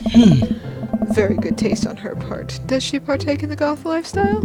I think for a second. I look over to Amanda, who's hanging out with some of the older kids in the neighborhood. What? Hey, Amanda! Would you consider yourself goth? Amanda yells back. I wouldn't necessarily try to fall under any one specific label, but I guess if I had to choose, I would more describe myself as a twee hipster with some normcore leanings. Bats are cool, though. Pity. Are you enjoying the party so far? Oh, definitely. Thanks so much for putting this on. It's nice to be in a cul-de-sac where everyone is so friendly and welcoming. Yeah. Amanda walks up to the conversation. I also like The Lost Boys a lot. Really good movie. Does that count as goth? That it would, my dear. I don't believe we've had the pleasure of meeting. Damien Bloodmarch at your service. Damien finishes the sentence with a flourish and a bow, producing a single rose and offering it to Amanda. Amanda blushes and returns the gesture with a curtsy. My, do you know how to treat a lady? Whoa! Hello, Amanda. Seemingly out of nowhere, Joseph twin kids appear. Are they speaking in unison? Whoa! Hey! Won't you come play with us? Come play with us. Forever. Guys, enough with the creepy twin shtick. We've talked about this. Christian and Christy slowly back away. Where do you think they got that from? Mary pops into the conversation, wine in hand. I don't know. Mary takes a long sip of wine. I think I might have taped over a VeggieTales VHS with The Shining. Who knows? She takes another sip of her wine. Where's Krish? Give it a rest. Wasn't he with you? Yeah. You had him a moment ago. He's probably stuffing dirt in his mouth. He'll be alright. Toddlers are pretty resilient. Mary tips her glass to me. Ain't my first time to the rodeo. It's my fifth. Come on. I've squeezed 4 little sweetheart, and would you do me a favor and please find Krish? That would be great. Oh my I'm gosh. sure he's fine. Mary. Okay, jeez. Mary finishes her wine and wanders off. Dad, can we go now?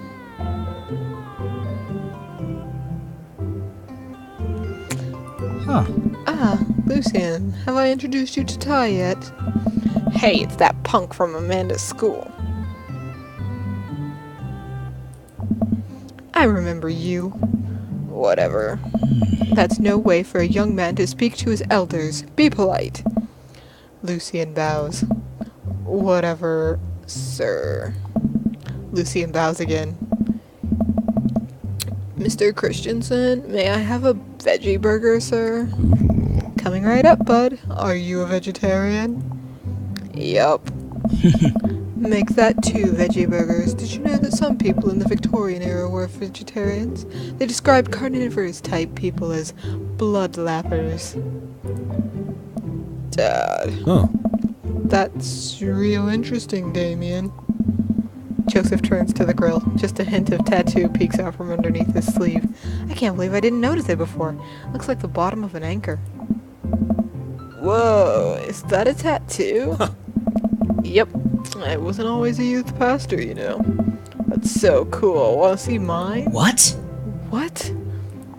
Lucian pulls back some rubber bracelets, revealing a lopsided 666 in black. My buddy gave me a stick and poke tattoo last week. I think it's healing up pretty good. Lucian! We'll talk about this later. It's pretty cool. What's the significance of the tattoo?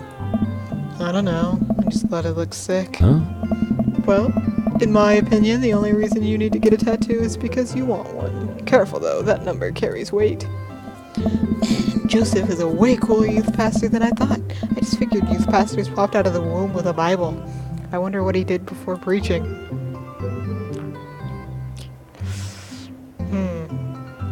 Let's talk to Matt, Hugo, and Craig. Matt and Hugo seem to be embroiled in an intense discussion. Craig looks on, smiling politely. I walk over to say hello. Well, I don't think it's fair to try and compare 2 art movements like that.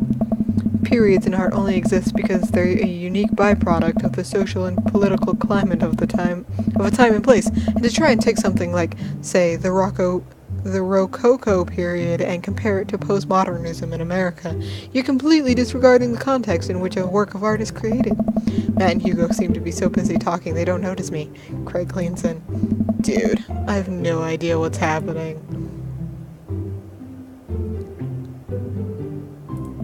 I turn my attention to Craig, who seems a little more attentive to my existence.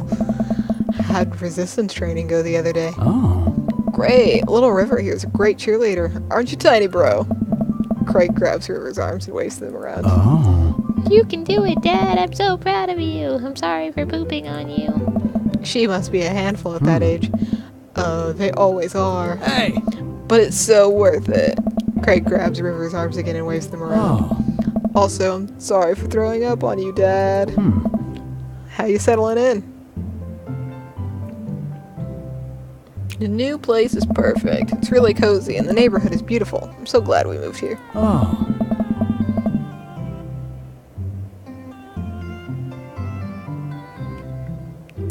And I'm even more glad that we're right next to my old best friend.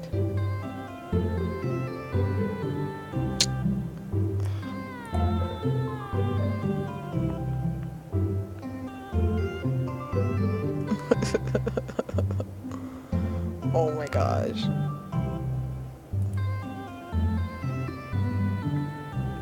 And I'm even more glad that we're right next to my old best friend. Craig gives me a playful punch on the shoulder. Ow. I remember that hurting less in the past. Sorry. I've been doing push-ups and stuff. Ty, how are you liking the neighborhood? It's pretty nice. Everybody's been super friendly. Hey. Seems like your daughter's fitting in just fine. Matt points across the yard to where Amanda, Daisy, and another young girl are playing. They're all sitting cross-legged in the grass, picking weeds and weaving them into little flower crowns. It's pretty adorable. The girl I don't recognize jogs over to us. Oh. What is it, sweetheart? It's a flower crown. I thought you'd look cute in it. Hey. Well, there's only one way to find out. Matt takes the flower crown and places it on top of his head. Oh. Am I cool now? The girl stares at him, thinking it over. Nope, but you're slightly less uncool than you were before you put it on. Oh. Oh my god. Hey, Ty, this is my daughter. Hello. I'm Carmencita. Hey. Amanda comes over with a Daisy in tow. Dad, look, I'm making friends. Yeah. Are you making friends? You better be making friends. Yeah, actually, Amanda, you remember the cool barista from the coffee shop and my old college friend and, your teacher? What? Oh, hi, Mr. Vega. I didn't realize we were neighbors. Oh! Yep. You still gonna get me that overdue term paper? Dad! Great seeing you. Amanda finger guns her way out of the conversation like a champ. She learned the finger gun moves from me. I'm very proud. Oh! She's definitely a charmer. Speaking of which, where did my son go? Whoa! Hugo looks around the party. He must finally spot him because his eyes go wide. Sweet Manchego! Ernest! Ernest Hemingway Vega, are you smoking? Ah. Ernest is holding a lit cigarette. Nope. I see Ernest across the way. He casually takes a long drag of his cigarette and then flicks it into the gutter. Unbelievable. Excuse me. Hugo marches over to Ernest and I turn my attention to Matt and Craig. Kids, right? Hey. Man, I do not envy Hugo. The last barbecue we had, Ernest tried to shove a sparkler down Joseph's pants. Nearly burned down half the yard. Oh. And the barbecue we had before that, he actually burned down half the yard. And then it spread onto my lawn and burned down half of my yard too. Hugo walks back over to us, practically dragging Ernest behind him.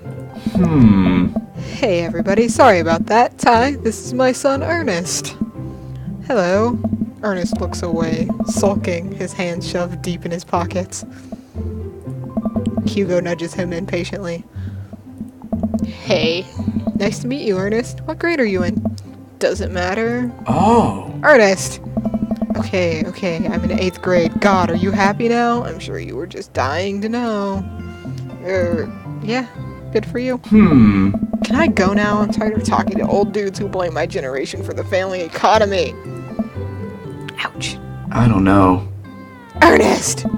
Oh yeah, because I'm totally embarrassing you. Ernest puts earbuds in and storms off to stand in the corner. Well, that was certainly something. He seems nice. Hugo puts his head in his hands and sighs. Oh! I'm so sorry. He's having a really rough time. As much as I want to be the cool dad, I have to be the authoritarian dad, and he clearly resents me for it. Oh. I mean, I think as a dad and a teacher, that's about as authoritarian as you can get. Honestly, are any of us cool dads? Is it even possible to be a cool dad? What? I'm cool as a cucumber. Hey, See? That right there. You can't say that. My kids think I'm cool.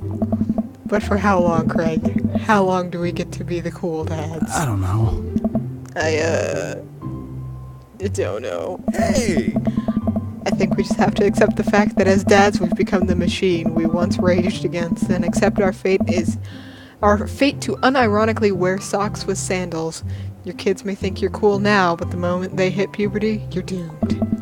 Amanda's 18 and she still thinks I'm cool. Nice. I yell across the yard to my daughter. Amanda! I'm cool, right? Amanda just laughs. She keeps laughing. I see your point. Oh no. As much as we all want it, I don't think it's as important to be a cool dad as it is to be a good dad. We can't all be best friends with our kids. It just doesn't work. I mean, look at me and Ernest. Our job as parents is to make sure our kids turn out okay. Yeah, you're right. But it'd be nice to have it both ways. Hearing these guys talk about this makes me think of my relationship with Amanda. We get along so well, but there might come a time when it won't be like that. Is college when that happens? Oh. Don't let us eat up your time, Ty. Go and meet some of the other people around the neighborhood. Burger time! And without further ado, let's work some magic. Joseph closes his eyes, takes a deep breath, and gets to work with the greatest of ease. He sets patties on the grill, flourishing as he flips his spatula in the air. It's easily some of the best grill work I've ever seen. You guys think this is my first time in front of a grill. He's working faster now, effortlessly tossing cheese onto patties and perfectly grilling onions on the side. One after another, the dads take notice and crowd around Joseph to admire his masterful technique. You probably didn't know this, Ty, but Joseph's known around here for his grillmanship. Hey! He's ungrill-leavable. Hey! I've tried to get on his level, but I just can't catch up. Hey. Let us keep studying. He has a rare quality about him. Mustard, we keep talking about this. Can't we just appreciate the artist? Hey, I've never seen him make a mistake. Ah, Okay, we need to stop. This is getting too cheesy. Please stop! All of the children at the party boo the glorious display of puns in unison. Alright guys, the food's ready. Please form an orderly barbecue. Amanda groans. We all grab our food and hang out, enjoying perfectly cooked cheeseburgers. Hey. Man, it's so wild how all of us dads live in the same cul-de-sac. Hey. Kinda nice, isn't it? It feels like it's a real community here. Totally helps when you're just a single dad trying to raise a kid. oh, We're happy to have you here, man. I think you're gonna like this neighborhood a lot. oh. Plus, Amanda seems to be getting along with all the kids. If she decides to get into the babysitting game, she'll really make a killing. Hey, why don't you add us all on Dad Book? Dad Book? Oh. Yeah, it's a great social network for dads to keep in touch with each other. We're all on it, so if you ever need to reach out to anyone, that's the simplest way to do it. Eh? Sorry, I'm just an old-fashioned dad. Social media goes over my head sometimes. Don't worry, Pops. I'll help you figure it out. The rest of the barbecue goes smoothly. We all trade stories and drink beer as our kids play on the lawn. Amanda breaks up a fight between Carmencita and those weird twins. I think they wanted her soul. Amanda and I walk back to our place as the sun sets over the neighborhood. Pretty fun party, don't you think?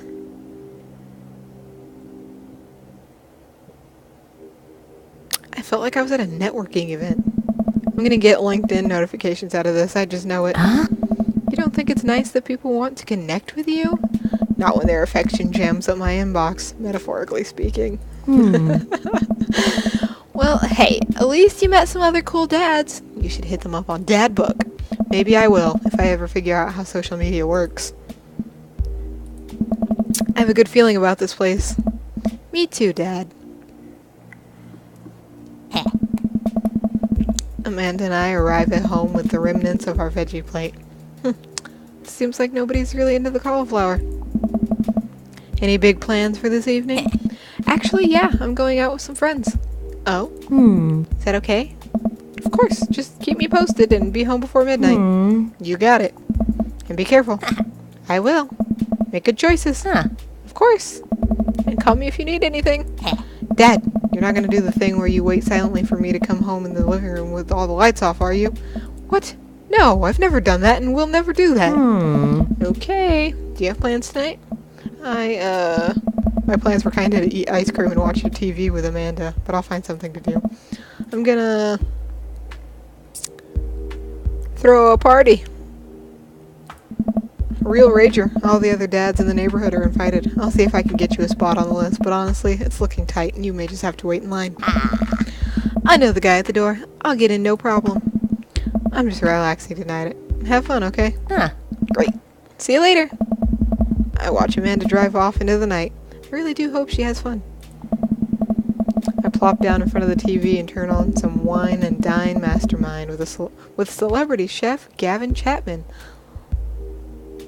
Looks like Gavin's making a roasted rack of lamb with rosemary mashed potatoes. I'd love to be able to cook like that. Although, I think if I was actually good at cooking, I'd use my powers for evil. Like, just making baked Alaskas all day instead of any food of real nutritional substance. Man, Gavin Chapman just caught that thing on fire, but he meant to do it. What a professional.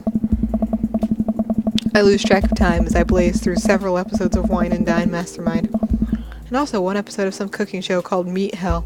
Not even sure what that one was about. It was just a lot of yelling. I glance at my watch. Man, it's almost midnight. I should check in with Amanda. I sent a text. Hey kiddo, you good? I wander into the kitchen as I wait for a reply. Amanda's phone is almost always in her hand, so I'm sure she'll respond soon, unless she's driving home now, in which case I hope she doesn't respond soon, because I definitely taught her better than to text and drive.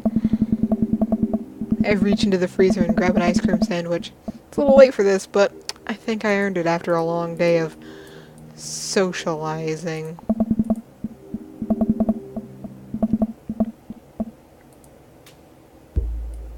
I check my watch again, and then my phone. Nothing yet. Okay, see, now I'm worried. Do I call her? Do I call the cops? No, it's too soon for that. I'll just send her a gentle reminder text. What's up? Half an hour passes, now I'm really worried. The episodes of Gavin Chapman's Meat Hell are not only not assuaging my anxiety, but possibly exacerbating it with all the yelling. So I keep pacing around the house, waiting for her to come back. Why didn't I find out where she was going? Who was she even with? Why don't I know any of her friends' phone numbers? Why don't I even know any of her friends' full names? Who is Emma P? I decide to send her another text. Amanda, please text me and let me know you're okay. I can't help but think of all the awful things that could have happened to her. Oh, thank God it's her. Amanda opens the door and shuffles in. Finally she's back home. I'm glad she's okay. Sup? Sweetie, thank God you're safe. Aww. Yep. But now that I know she's okay, I'm really mad.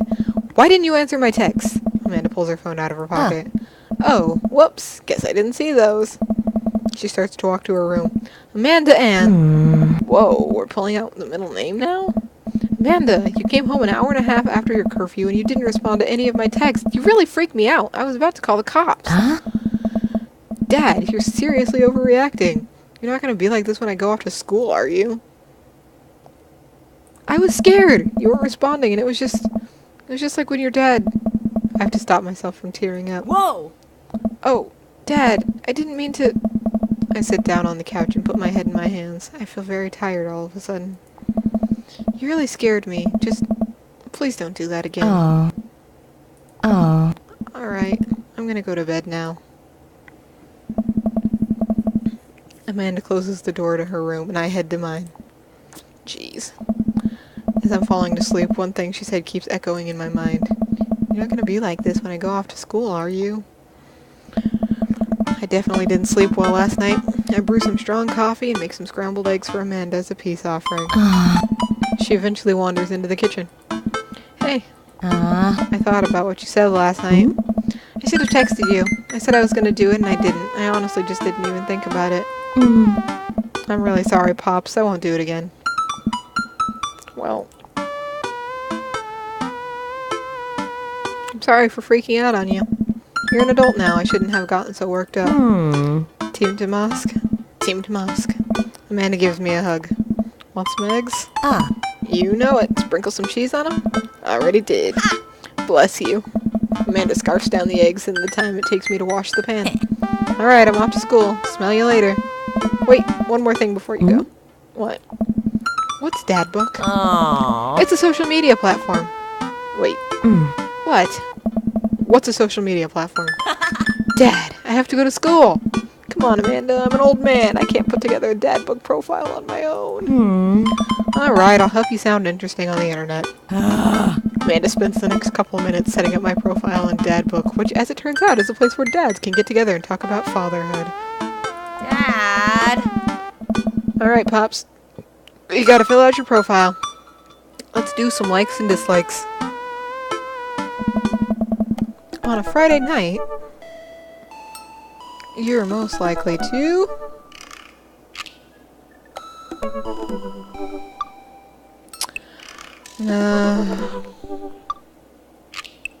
sink into blissful oblivion. If you had one thing to take with you onto a desert island. I wish there was desert islands. I can't even speak. A boat. Obviously. What are your turn-ons? Comfortable with crying. What did you want to be when you grew up?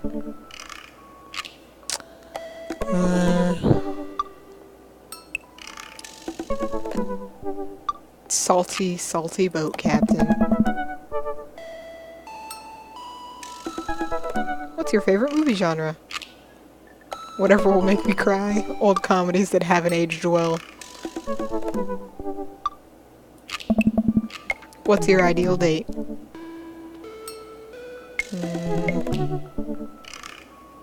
are napping together. What do you never leave home without?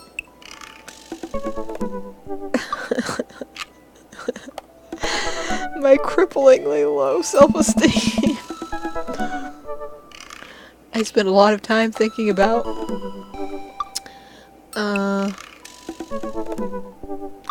potential ends of the world. Profile complete. See, that wasn't so bad. Yes, that was actually kind of fun. I could totally spend all day on here just looking at people's profiles. Yeah! You should mentor one of them, or more than one of them. All these dads seem pretty interesting. Okay, I promise I'll make some friends. Amanda gives me a hug. Go get him, Dad. Welcome. You've got dads. Oh, I've got dads.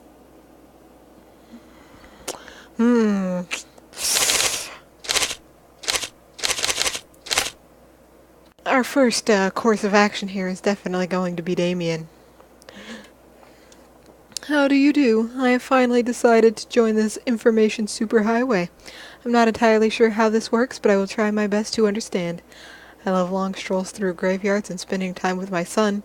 If you would ever like to chat about the latest in Victorian fashion or the inevitability of our own demise or black cats, please send me a letter. Let's message Goth Daddy Damien. Call someone if you're thinking about them. They probably want to hear from you. Be generous and kind to everyone. Exercise regularly and you'll stay healthy. Always check the card reader at ATMs before you swipe. Always use a coat of wax after a wash.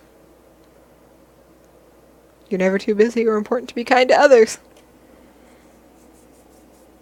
Stand up for yourself. Don't let anyone disrespect you.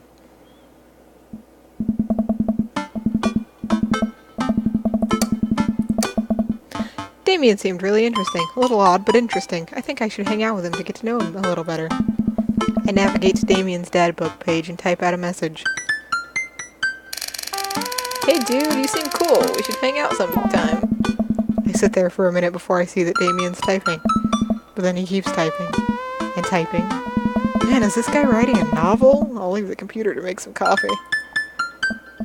And he's still typing. I sip my coffee and the computer finally dings.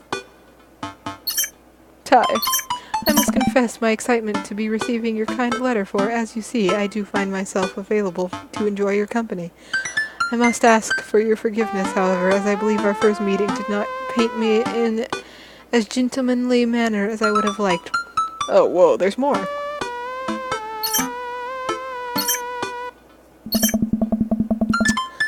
I would be highly flattered to enjoy your companionship at my residence for an afternoon tea and stroll around my garden, should it please you. Till then, adieu. Yours, humbled, D. Bloodmarsh. I stare at the screen and reread the letters several more times. Hey, Amanda! Amanda pops out of her room. Her eyes are a little puffy, almost as if she'd been crying. Hey, are you alright? Oh, Fine. yeah, totally, I'm cool. Huh. I just found out that the succulent I've been watering and singing to for the last 3 months was actually made out of plastic. Even the dirt was fake. Oh, honey.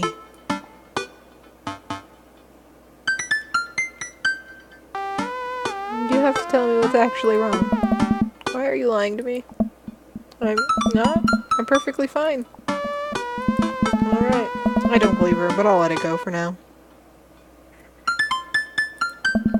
Can you help me with something? Ugh. Dad, for the last time, I'm not popping your back pimples. No. Can you interpret this for me? Huh. I turn the computer to Amanda and she squints at Damien's message. I just don't understand NetSpeak. Like, is this how you kids communicate with each other now? Oh, totally. This is the hot new thing, Dad. See, Dad, kids got over saying LOL and LMAO or whatever, and we decided that what they needed to do was bring it back to the 1800s. So what do I do? Where's your pen and quill? What? Did you forget to unpack the pen and quill? Dad, how will we address the nobleman in regards to your upcoming debutante ball? Okay, now I know you're messing with me. Father, without a proper chaperone, you'll never end up with a suitor worthy of our land. Or our dowry. Or So you read Pride and Prejudice for school one time, and now you're reciting things you know about it back to me, aren't you? Eh? Like, the first 5 pages, then I read a review of the movie. Still got a B, though. Great. So what do I say to Damien? I got this. Amanda reaches over me and types on the keyboard. Sure thing, dude. Regards. Ty. Amanda hits send and smiles at me. Well, I suppose that's that. I make the short walk over to Damien's house. Well, I guess you can't really call it a house. It's more of a manor? Estate? The Gothic architecture looms above the other homes in the cul-de-sac. I walk past a couple of gargoyles guarding the front door and look around for a doorbell. There doesn't seem to be one. I pull the large, ornately carved bat's head door knocker back, and a hollow sound echoes throughout the house as I strike it against the door. I wait several moments before the door slowly creaks open. It's a little creepy, but I enter the home and take a few steps into the foyer, noting the oil portraits of who I assume are dead relatives hanging on the wall. As I'm admiring them, the front door slams shut behind me. Hello? Silence. An oil lamp in the corner flickers dimly, casting ominous shadows against the wall. Why do I feel like all the people in these paintings are staring at me? Why is it so cold in here? Where's Damien? Ty, pleasure to have you in my home. I look up and see Damien standing at the top of a majestic staircase with a walking candle holder. What's with the door slamming shut? Oh, sorry. There was a draft. And the door creaking open when I knocked. Oh. I accidentally left the door unlocked. And the creepy oil paintings? I like oil paintings. Right. Right. Please, let me show you around.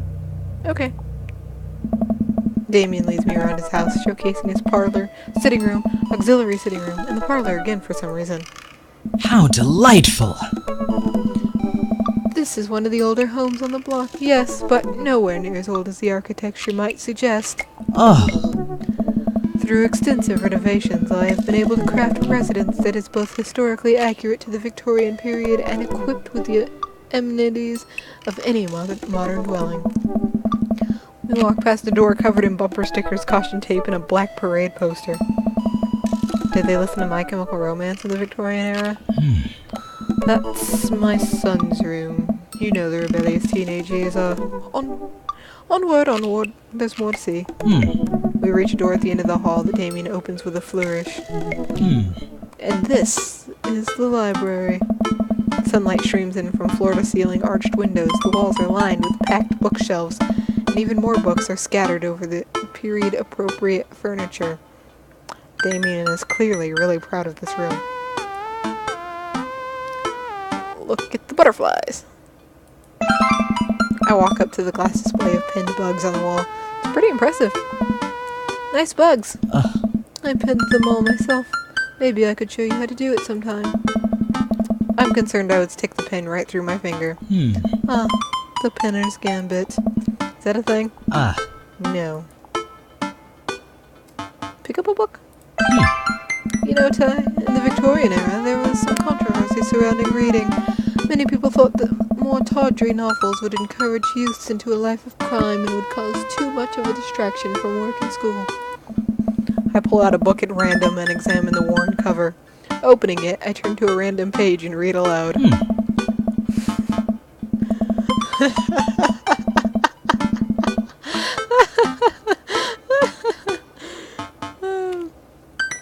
Naruto struggled against the chains that Sasuke had bound him with. Shirtless and out of breath, he looked up at Sasuke. Sasuke smirked, unbuttoning his ninja pants. Okay, I think that's enough. Damien snaps the book shut and puts it back onto the shelf. That's a rare book from my private collection. Look out the window. I walk to the window and am greeted by a beautiful view of Damien's backyard. It showcases a beautiful view of the rest of the cul-de-sac. Hey, I can see Craig on his lawn. He's doing push-ups with his daughters on his back. Damn. He sees me and waves happily, doing push-ups with one hand now. Damn! Did Did you know that Victorians spent at least 20 hours a week gazing longingly out of full-length windows? Wait, really? Ah. No, but Victorians did appreciate telling a good joke. Please, will you join me for tea?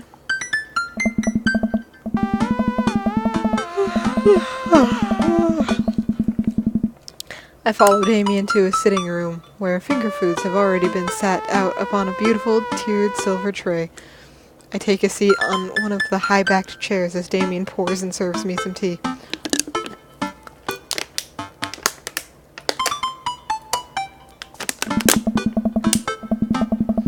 can't believe we're having a high tea. I never thought I'd get to do this. Damien smiles to himself. What? It's a common misconception that high tea refers to the wealth or class of the people enjoying it, when in fact the high refers to both the later time of day that the working class had to enjoy tea and the height of the tables on which they were served. Oh, my dear friend, we're currently enjoying afternoon tea. That's informative. Damien takes a seat next to me and serves me a tiny sandwich. Your home is really impressive. It seems like you've put a lot of work into this place. Thank you. No one's ever complimented my home before. Hell, I can barely get matching salt and pepper shakers in my place, and look what you've done. I'm kind of jealous. That's very generous of you to say. What got you so interested in goth stuff? Oh. Well, when I was a young boy, my father... Did he take you into the city? Sorry? Did you guys see a marching band? I'm afraid I don't understand. You serious? Of course. But it's... You know, the song. Amanda made me listen to it. Seriously? I'd love to see a marching band. Nevertheless, I've always had a love for art, history, and fashion. What started off as a small hobby of collecting taxidermied animals grew into sort of an obsession. It's a privilege to be able to appreciate the lives and culture of those who came before us, I think. Why not go all the way? I like not dying when I catch a cold. He takes a sip of tea. I can acknowledge that there were many very terrible things about the Victorian era, and try to live a life that strictly aligns with those ideals would be admittedly horrid. But I think it takes a critical mind to truly appreciate something to the fullest, to be cognizant of its flaws and love it all the same. Tell me, Ty, do you have any hobbies? Oh man, I do. But I don't know if I care about anything the way you care about this stuff. Well, I'd love to hear about your interests. Hearing someone talk about the things they're passionate about is intriguing and quite honestly rather attractive. Please, do tell me about your hobbies. Quick, sound sophisticated. I learned how to juggle once. Oh no! No! What have I done? Gravity is an interesting thing, and I believe that juggling is the pinnacle of humankind's interaction with the gravitational arts. Interesting. I started out with scarves, but now I can comfortably juggle balls. Juggling pins is currently, out of my purview. Damien looks at me quizzically, but shrugs it off. We finish our tea and finger sandwiches. Come, I have one more thing to show you. Damien takes me around the back of his home, where a variety of flowers flourish in beautifully landscaped rows. A small stone path weaves through, and butterflies flit lazily through the air. My garden. It's beautiful. Thank you. Victorians took flowers and floral arrangements very seriously. You see, it was considered uncouth to discuss personal and romantic relationships in public, so lovers and friends alike would use bouquets to send secret messages to each other. Each flower and plant is symbolic of different feelings. Even more interesting is that one flower could mean different things depending on the other plants it was paired with. One had to be extremely careful as even the style in which the ribbon was tied around the bouquet affected the message. Damien leans down and plucks a gorgeous bright orange flower off a vine. Lilium bulbiferium, the orange lily. What do you think this one means? Thou art the tightest. The orange lily is actually symbolic of pure hatred. Well, and that's precisely why floral arrangement is so challenging. What's your favorite type of flower? Snapdragons. Because they're cute, and you can do that thing where you squeeze them so it looks like they're talking. What a lovely choice. I'll have to remember that for when I put together a bouquet for you. He would put together a bouquet for me? Nobody's ever given me a bouquet before. I follow Damien down the footpath and admire more of his beautiful flowers. Suddenly, a phone rings. Huh. Oh, Ty, will you excuse me? I must take this. He pulls a cell phone out of his pocket. I'm a little surprised it's not a rotary phone. Go for it. Damien smiles and walks back to the house. I take a deep breath and enjoy the heavily perfumed air. What a lovely yard. This makes me wish I had put a little more effort into that garden Amanda and I tried to start one time. Her watermelons grew to the size of cherry tomatoes and then immediately died. Oh hey, a gargoyle. Oh no, I knocked over the gargoyle. Fix that guard.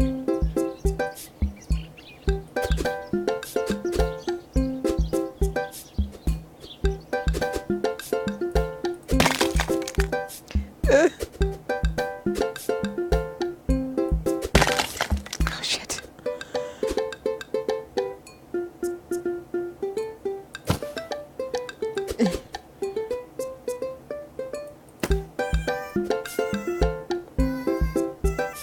Goal!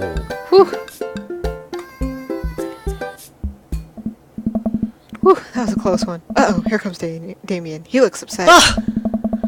Ty, my sincerest apologies. I have kept you waiting. There is an urgent matter that I must attend to, so I'm afraid I must take my leave. No problem, dude. Everything alright? Damien worries the hem of his coat with his finger and looks away. Everything is perfectly fine, but it's Lucian. What's wrong? He appears to have, well, his teacher needs me to come to the school, post haste. Do you need help? Oh no, you don't have to. Let me come with you. Us dads gotta stick together. Huh. You're right. This is one of Lucian's more elaborate stunts. I would greatly treasure having another parent by my side. Let's go. Damien and I walk into the school and are immediately greeted by an anxious-looking Hugo. Hey, Damien. You're here in record time. I wouldn't miss it for the world, dear friend. Wow, whatever it is, it doesn't seem like this is Hugo and Damien's first time to the My Kids Are in Trouble rodeo. Huh. What is it this time? Oh. This, Damien, you have to see to believe. Damien and I fall into step behind Hugo, who leads us through the busy corridors of the school. We pass by several classes in session, and I vaguely wonder if Amanda's around. Hugo eventually ushers us into a small boiler room with a flight of rickety stairs leading down into darkness. Watch your step. I can hear faint voices drifting up from the basement, and they don't sound happy. As I'm led into the depths of the school, I recall the antics I got into as an angsty middle schooler. At least I had enough sense to stay out of creepy basements. We find another teacher in a boiler room, tucked away into the back of the basement. With him are Lucian and Ernest, Hugo's son. Lucian has a bloody nose. Thanks for coming. I can't make heads or tails of this. I look around the scene of the crime and see a bunch of bricks and some masonry tools scattered around. Huh. What happened here? Ernest punched me. Ernest punched me? Lucian tried to kill me. The room falls silent. I was not trying to kill you, dumbass. I was just trying to build a brick wall around you to see what would happen. You promised me there was wine down here. You tricked me. Huh. Whoa, whoa, whoa. Wait a second. Lucian, did you try to... Cask of Amontillado, Ernest? I'm neither confirming nor denying that. I turn to Damien and whisper to him. What's Cask of Amontillado? It's a classic Edgar Allan Poe short story where a man gets his enemy drunk, lures him down to his cellar with the promise of wine of a fine vintage, then buries him alive behind a brick wall. It's a lovely story. So wait, Lucian, you tried to do that to him? I was curious to see how it would turn out. Wasn't actually gonna leave him there. What was the thought process here? That Ernest was just gonna sit still while you slowly built a tomb around him? Well, it worked for like 20 minutes because he's an idiot, and then he realized that I had lied about the wine. And you were cackling maniacally! That sort of tipped me off. Ernest, 20 minutes? Dad, Huh? it took you 20 minutes. Son, we just did an entire 2-week unit on the cask of Amontillado, and it took you 20 minutes to realize that Lucien was leading you into an elaborate ruse. Did you even read the story? I read the first 5 pages and then read a review of the movie. Sweet Manchego! It's only 5 pages long, and there is no movie. Haha, yeah, you're right. I paid Lucien to read it for me. Actually, he didn't even pay me, so when you think about it, this was me teaching him a lesson. Damien and Hugo both have their heads in their hands. You guys are always telling me to engage in the literature, and I did. I don't see a problem here. Alright, I'm filing this under what the hell. Don't do whatever that was again. You two are both suspended for a week. Ernest and Lucien high five. The teacher starts to stomp up the stairs. Hugo, I'll cover your class. Take your son home. Mr. Bloodmarch, you too. Thank you for your mediation. We all head up the stairs and out of the school in tense silence. Lucien, Damien, and I all pile into my car and begin the drive home. Lucien immediately puts his hood up and stares out the window angrily. I'm not going to therapy again. Oh no. I know, son. It's entirely up to you whether or not you want to go. But I care about you, and I can see that you're struggling, so if you do decide that you'd like to speak to a professional about your feelings, we can do that too. Maybe you can spend this next week looking for a summer job, I know how much you want your own car. I can't believe Damien's keeping his cool. I'm impressed. Fine. Thanks for not freaking out too hard.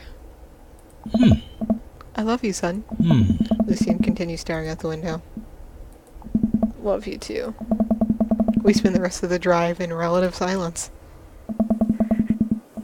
The moment we pull into the driveway, Lucien hops out of the car, slams the door, and runs inside. I didn't expect to have that conversation in front of you. He and I have a lot we need to work out. It's alright, and all things considered, Lucien's bricklaying was pretty good, so there's your silver lining. Oh. There is that, yes. I really admire how you handled that. You were a lot more diplomatic with him than I would have been. I just want what's best for him, and I don't think yelling at him would do either of us any favors. It rarely does. You're a good dad. See you around soon? It would be my honor and my pleasure. Damien bows with a flourish. Classy. Eh? I come home to find Amanda curled up on the couch with a blanket, watching TV. I plop down next to her. Yo. What you watching? Tiny House Hunting Brothers, Extreme Edition. I hate this show. The couple on screen bickers back and forth while standing in an extremely small house made out of recycled bottles. The Tiny House Hunting Brothers watch them with bemused expressions, both of their heads touching the low ceiling. I told you I wanted a 2-bed, 2-bath, shabby chic cottage. This house doesn't even have a bathroom. But honey, the outhouse is only 20 yards away. It's not that bad. I'm not pooping outside, Greg. Why don't they just get a regular sized house? I don't know. How'd afternoon tea go? Yeah, it's strange. Way to go to the school to pick up Lucien since he tried to. He lured Ernest down to the cellar with the promise of fine vintage, and then tried to brick him into the wall, right? How'd you know that? Has everyone read the story except for me? Lucien live streamed the entire thing. This entire day is beyond me. But otherwise, it was a fun day. The Damien guy's a character, but he's really good company. A surprisingly diplomatic dad. I dig his style. You know what? Me too. Date complete.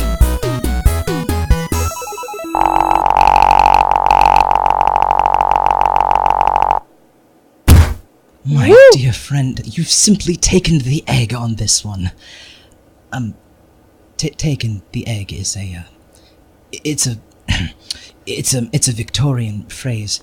It technically means winning, so, ultimately, you've won. Oh my god. Alright, people. It is now 2:15 in the morning, so I think this is a good place to stop. I will definitely pick this back up in the morning when I wake up, so stay tuned, everybody.